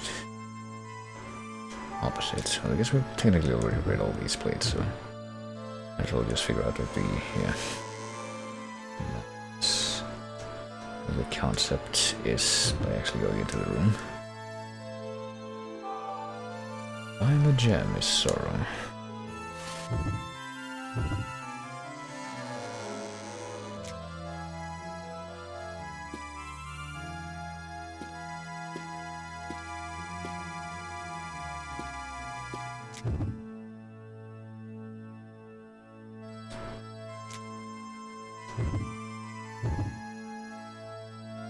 This one says benediction. Okay, once again I'm pretty sure that if I understood the puzzle correctly, we want to give destruction and sorrow to the statue, but isn't the... I guess the first one that's in the center room. I don't want to give them to that statue, I want to give them to the other one, but we do want to give life to the other statue, or not life, the happiness. I don't know how, I don't think that necessarily spells out how all of the balls are going to be arranged though. Let's grab this one.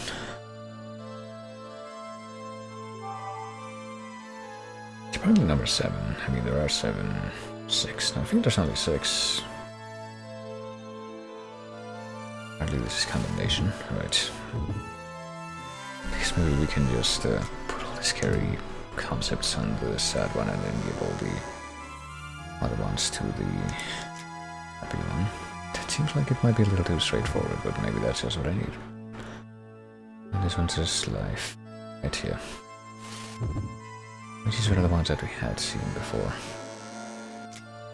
So now we can go back in here, so... Or maybe happiness is actually not the one that we... I don't know. It should all be in my inventory if I'm not mistaken. Yeah, here we go. 1, 2, 3, 4, 5, 6. Are they all ordered also numerically? 1, 8. Oh, 8. Interesting. Benediction, purification... Life versus destruction, sorrow, and damnation. Yeah, I'm guessing that we just give the happy ones to this guy.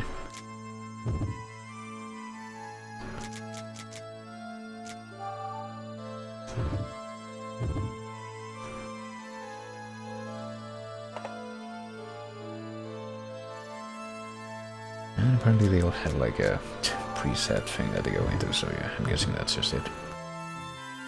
Doesn't fit into any of the holes. Oh, really? What about life?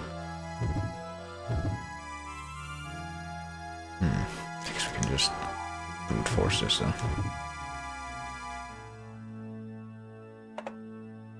Apparently this one has destruction and benediction both, which seems weird. Does that mean that it also has sorrow? Yeah, apparently it has sorrow in the middle. Go figure.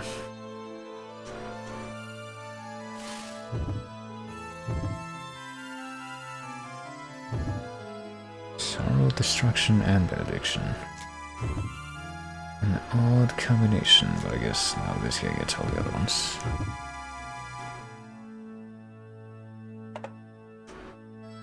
Purification. Life. And then the dubious one, which is condemnation. I don't know. Condemnation and purification seem like they would contradict each other, but as long as we can make it work. Suddenly the stone toucher begins to move with a heavy grinding sound, maybe. I guess happiness is what we were after, quote unquote, and that's what was being hidden in the middle there? I don't know. Really stops revealing a set of hidden stairs. Wonder where these stairs lead. Well, you know, only one way to find out. Maybe we're about to head back down into one of the floors that we had been to before. Step down through the mouth of the tunnel. It's dark and narrow. My shoulders brush against the stone walls as I walk. Drag my bruised and tired body down the steps. As I walk, I notice a piece of paper attached to the wall, and another one. These pieces of paper might have clues to the mystery of my past. It almost seems like they were left here for me to find. I peel the pieces of paper off the wall and stuff them in my pockets, but I don't read them right away. Which seems uncharacteristic. And how many do we get anyway? Leanne. That's not a name that we've heard before, I don't think. I don't think this is a face we've seen. Mother. Are we Leanne? Emile somebody else? Was Emile the mother? Like it's very unclear, but was that the mother? She looked like her hair was the right color, but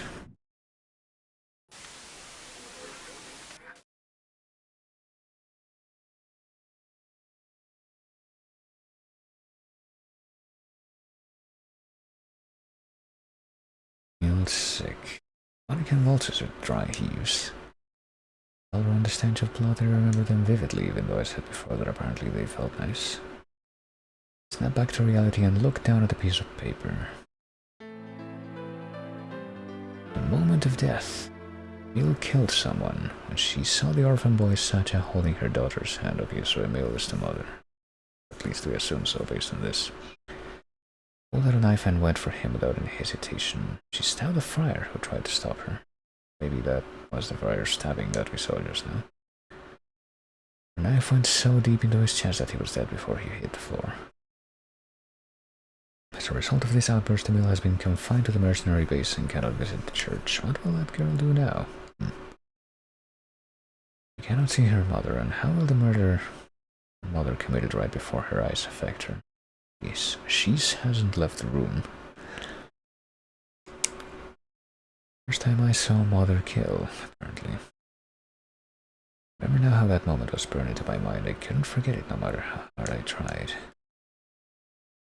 Mother Emile always swore the stench of blood like a perfume. Mother Emile. Put the paper in my pocket, slowly climb up the stairs, leaning against the wall to keep from collapsing. To feel more... I get the feeling that maybe the typos are gonna get a bit more prevalent the more we proceed through the story. Okay, so we've come back down to this network of hallways in B1F.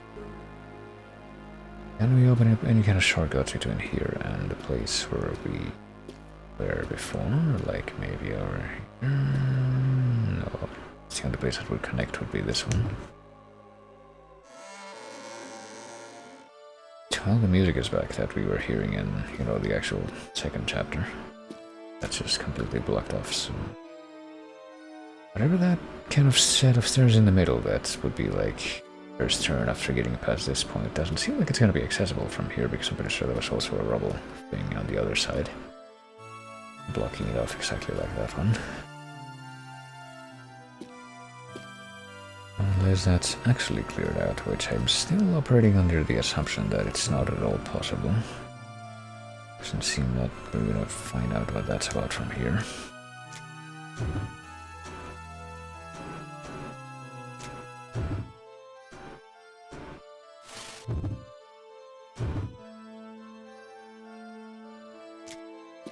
Well, we are also still carrying around that crowbar, even though we already used that crowbar for something a good while back.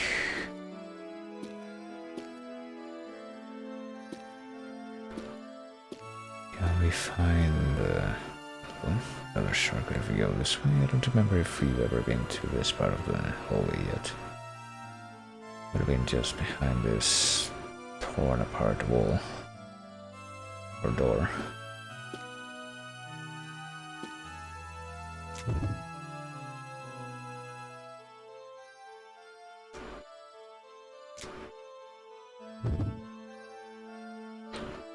Need to move to a certain center I can't get through here. Then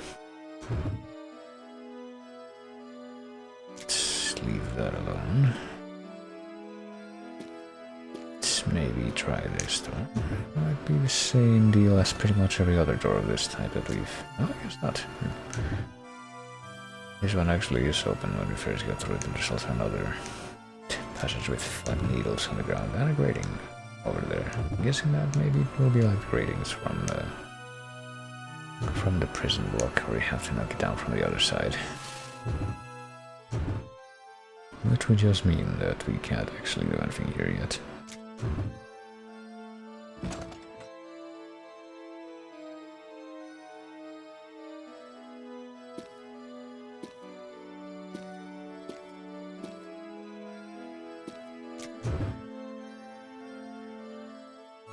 What is this? Oddly shaped object sits in front of the door. Proximity mine in front of the door. Looks like a claymore mine. If I cover it up, I might be able to keep the shrapnel contained. Seems like a very optimistic thing to do. Well, because it didn't do its job very well. We just completely danced around it when we came into the room. We're trying to figure out a way to keep this thing contained, I suppose, so we don't get blown the fuck up when we go to this door. Oh wait, it's on the hallway? I just realized I've just based on my position on the map, I'm guessing the mine is somehow also in the hallway.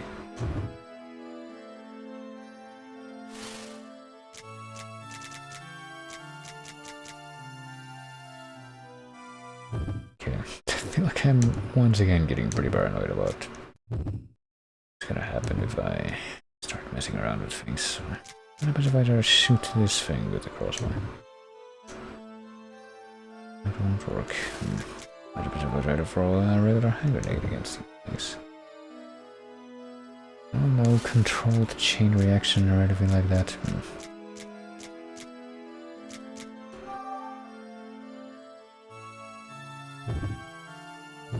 Disarm it with the 2x4. Are you sure that's gonna end well? I mean, yeah, that seemed like it was probably asking for trouble. Too close to mine detonates. I do before disintegrates and I'm caught in the explosion and covered in blood, but all but nothing.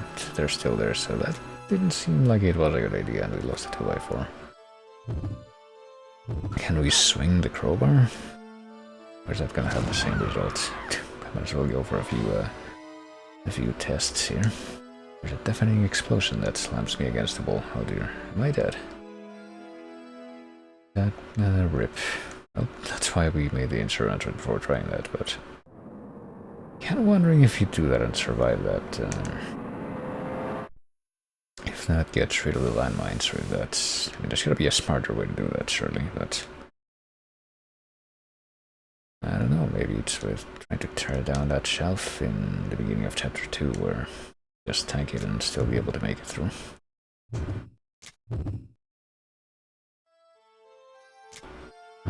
But actually, yeah, maybe the crossbow is like the smart idea. Have I tried this yet? No. Maybe I did try this and I just didn't want to react. And the same with the hand grenades. Try this one more time and see if, you know, now that I have the, like a more complete life bar. It's not all the way complete, but if I'll at least be able to survive that. Okay, I'm still alive, but yeah, no, those things are still there, so that's whatever the hell that is. It's not the solution. Oh, whoops, hold on. I mean, I do want to do that, but...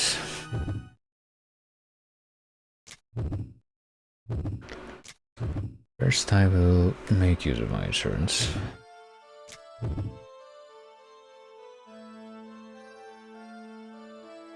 Let's not mess with that door. What about this one over here? Also gonna be like just impossible for a different reason, I guess so.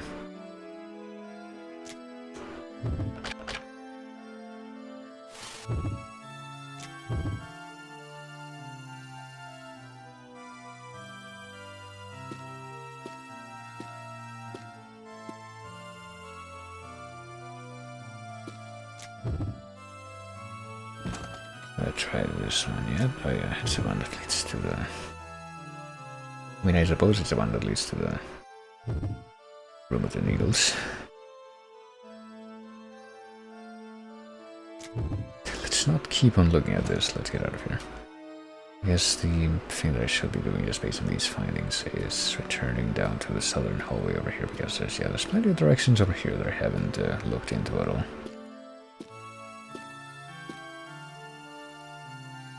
That's just a dead end.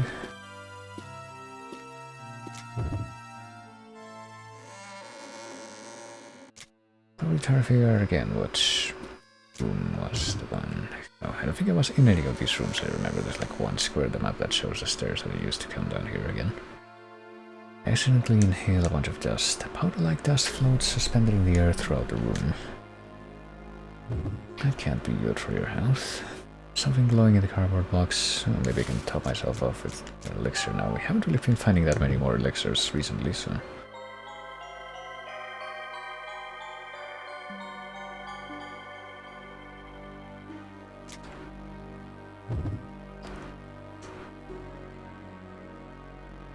I don't know. I can try to lift it up. Push it. So then I can move it easily, but there's nothing interesting here. Really shaped cardboard box. There's something glass rolling around in there. You're going to know it. It's another one of these. How typical. Finding you know, that about finding that out about something that says that it's glowing. There's a red box, clasp is open, so I can open the box easily. I don't think I should if it just says that it's red though. Something that looks like a knife in the gap. Yeah, that seems inviting. There isn't anything of interest. There's rubble all over the floor. Wonder if I can find anything useful. Probably another 2x4 if I had to guess. Or more crossbow bolts. Okay. And a 2x4. And what a treasure trove over here. You can just hear the excitement But I find all of these extremely useful survival items. Wow. Wait. There are more mines on the floor here. Is that what I almost ran into there? Yep. Yeah, we're gonna have to deal with these mines somehow.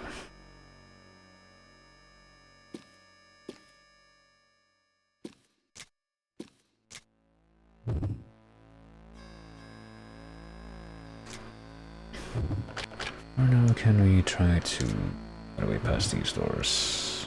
There's a lock on the door. Well, I guess that's all that we have to say then. I don't think we have any spare keys or anything, so I don't think that's gonna be the way to get past these locked doors. Or if it is, I mean, we just haven't found the keys yet, so we shouldn't be looking too much into that, I would think. Okay, so both of these are locked.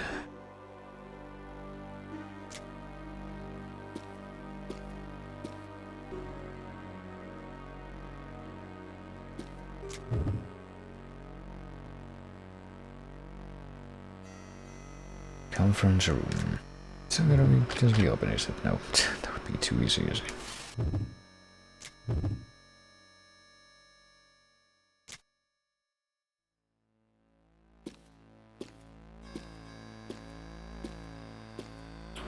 I think I might have actually skipped over one potential entry point for this big room in the middle of these two places, but also a huge boulder that has fallen down, and apparently there is absolutely no possibility of trying to climb up over this boulder, even though I'm pretty sure there was, like if you look at it here, there's ample room to just walk over it. Should not be that hard, I say, but...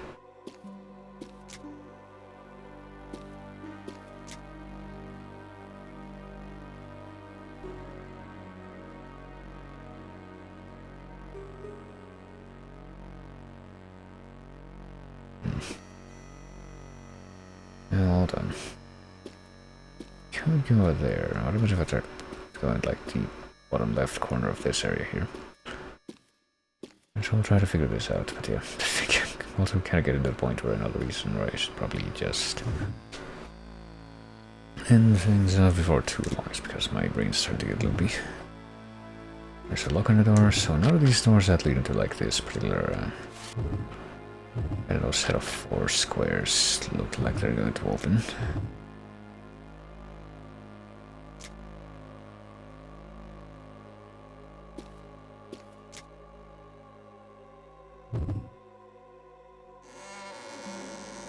Oh, this place is open. I also want to see that I vaguely remember this room.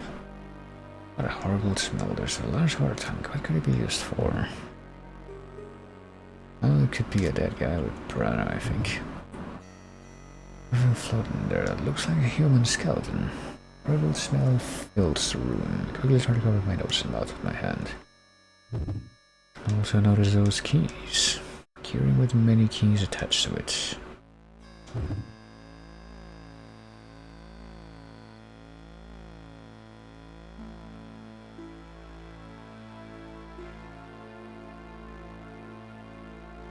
Oh dear, we're not just gonna be able to reach in, or else we're gonna presumably have the same thing happen to us happen to that guy. I wonder what this aquarium was used for. I think you're looking at it right now. Seems like it's probably gonna be a pretty good indication of what the aquarium is used for. Chemical jars and equipment, something smeared on them. I'm gonna try to find out what though.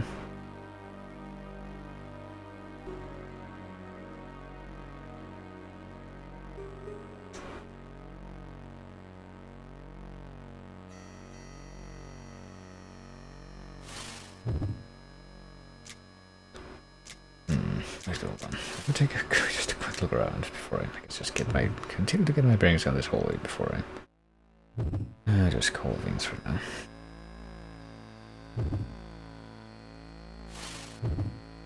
It's starting to become weird, but yeah, there's a cupboard. I feel like I should take another look at that, but so I'm gonna try to figure out what these doors are down here, because they're like maybe the actual reason I decided to come down here and try to look at the rooms. Okay, so we can go in these places. I also vaguely remember these couple of rooms, I think.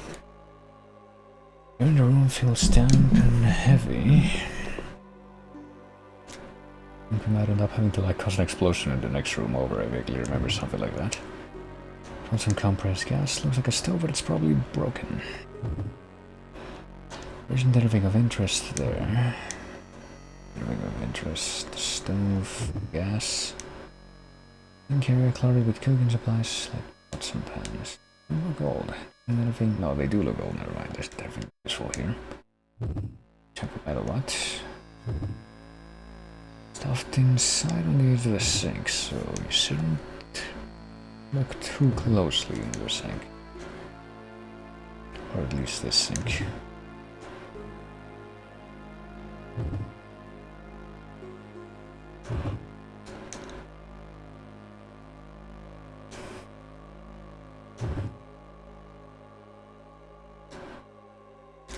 Pick up the compressed gas by, gas tank lever. Oh, never mind. You like just back out? Yeah, I don't think we're gonna turn on the gas yet.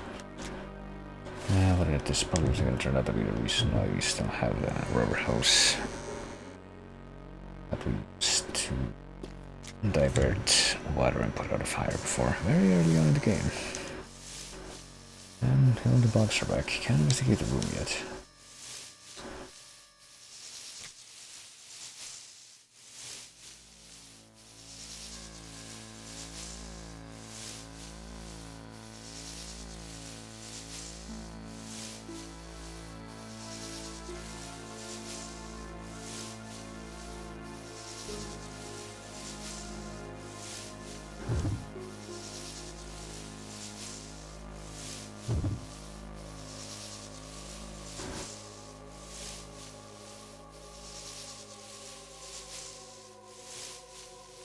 Is there anything else here? These are feelers, a knife. Yeah, I also have a very vague relation of what to do here. This one seems especially old.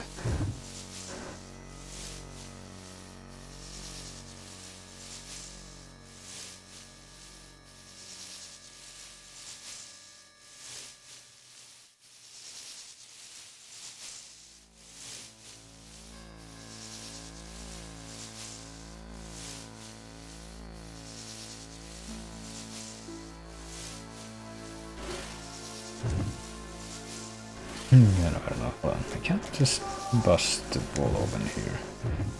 The crowbar, surely. There's almost a couple of cracks in it. I mean, what else can I even... do I even have that could potentially do this? Oh, okay. Gosh. We can get a hole through the wall into the other room. I can at least try to start setting this up, even though it's probably a completable thing, just based on my very quick fade that's happening right now. But let's see. I actually attach the hose to this thing now.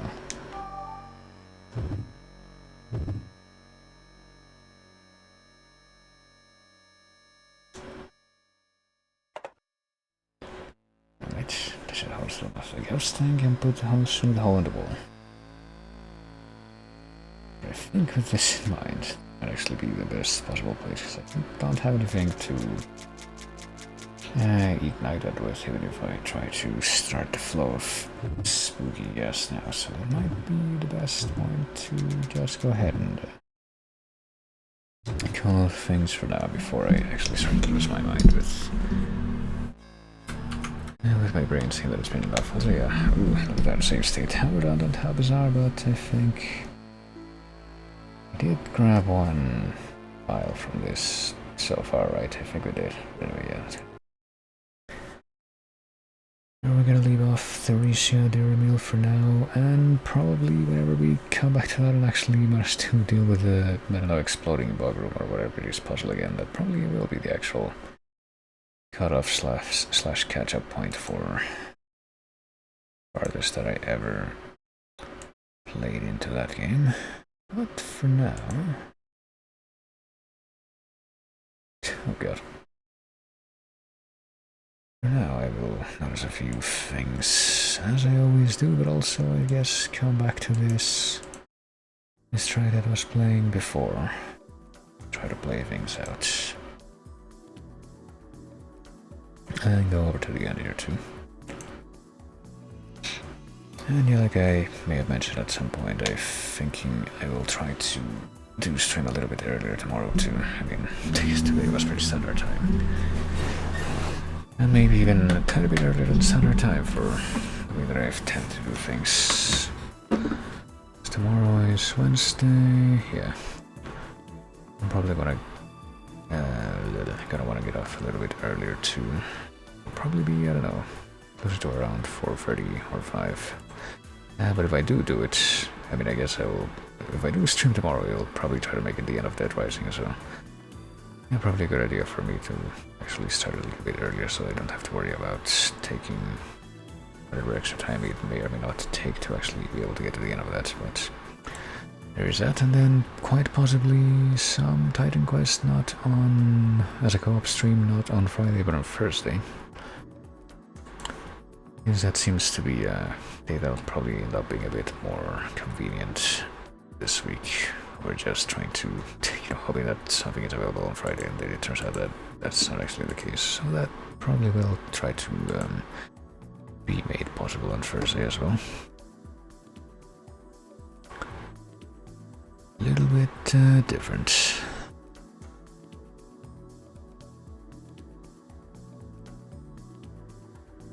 But yeah, right now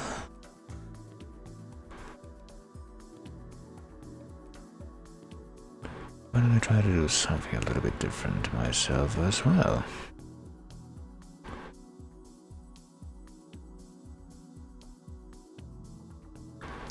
Something like poke around here and there and maybe try to find a quick way to do. Let me take a look. Who's here and there.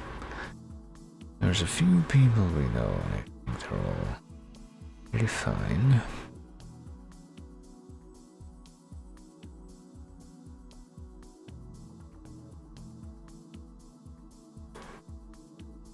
And I guess if I want to try to keep things thematically similar, what I probably ought to do is take a look here.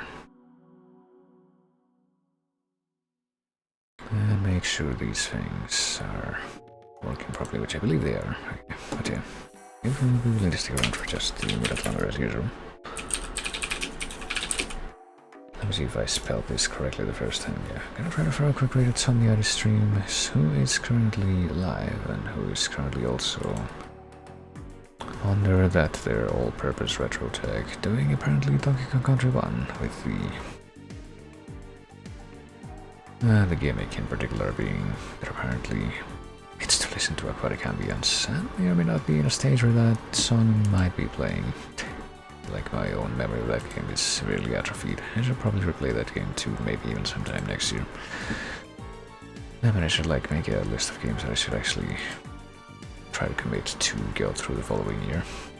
Just thinking, hey, I missed my opportunity yet again, but yeah, whatever. That's something that I'll have to deal with separately. But yeah. Just gonna go say hi and see what's up and all that good stuff. And yeah, more streams, like I said, tomorrow, and maybe even something else. Like, if I were to do something separate on Friday, it would probably be like, I don't know, going back to Majora's Mask Randomizer, so that's not just left hanging either. Just try to complete that as well. But for now, that's pretty much all that there is for right now. So, not really that much more to add, so you'll take it easy. I thank everybody for coming like always. Thanks for chatting, always great whenever people chat, and I will see you later.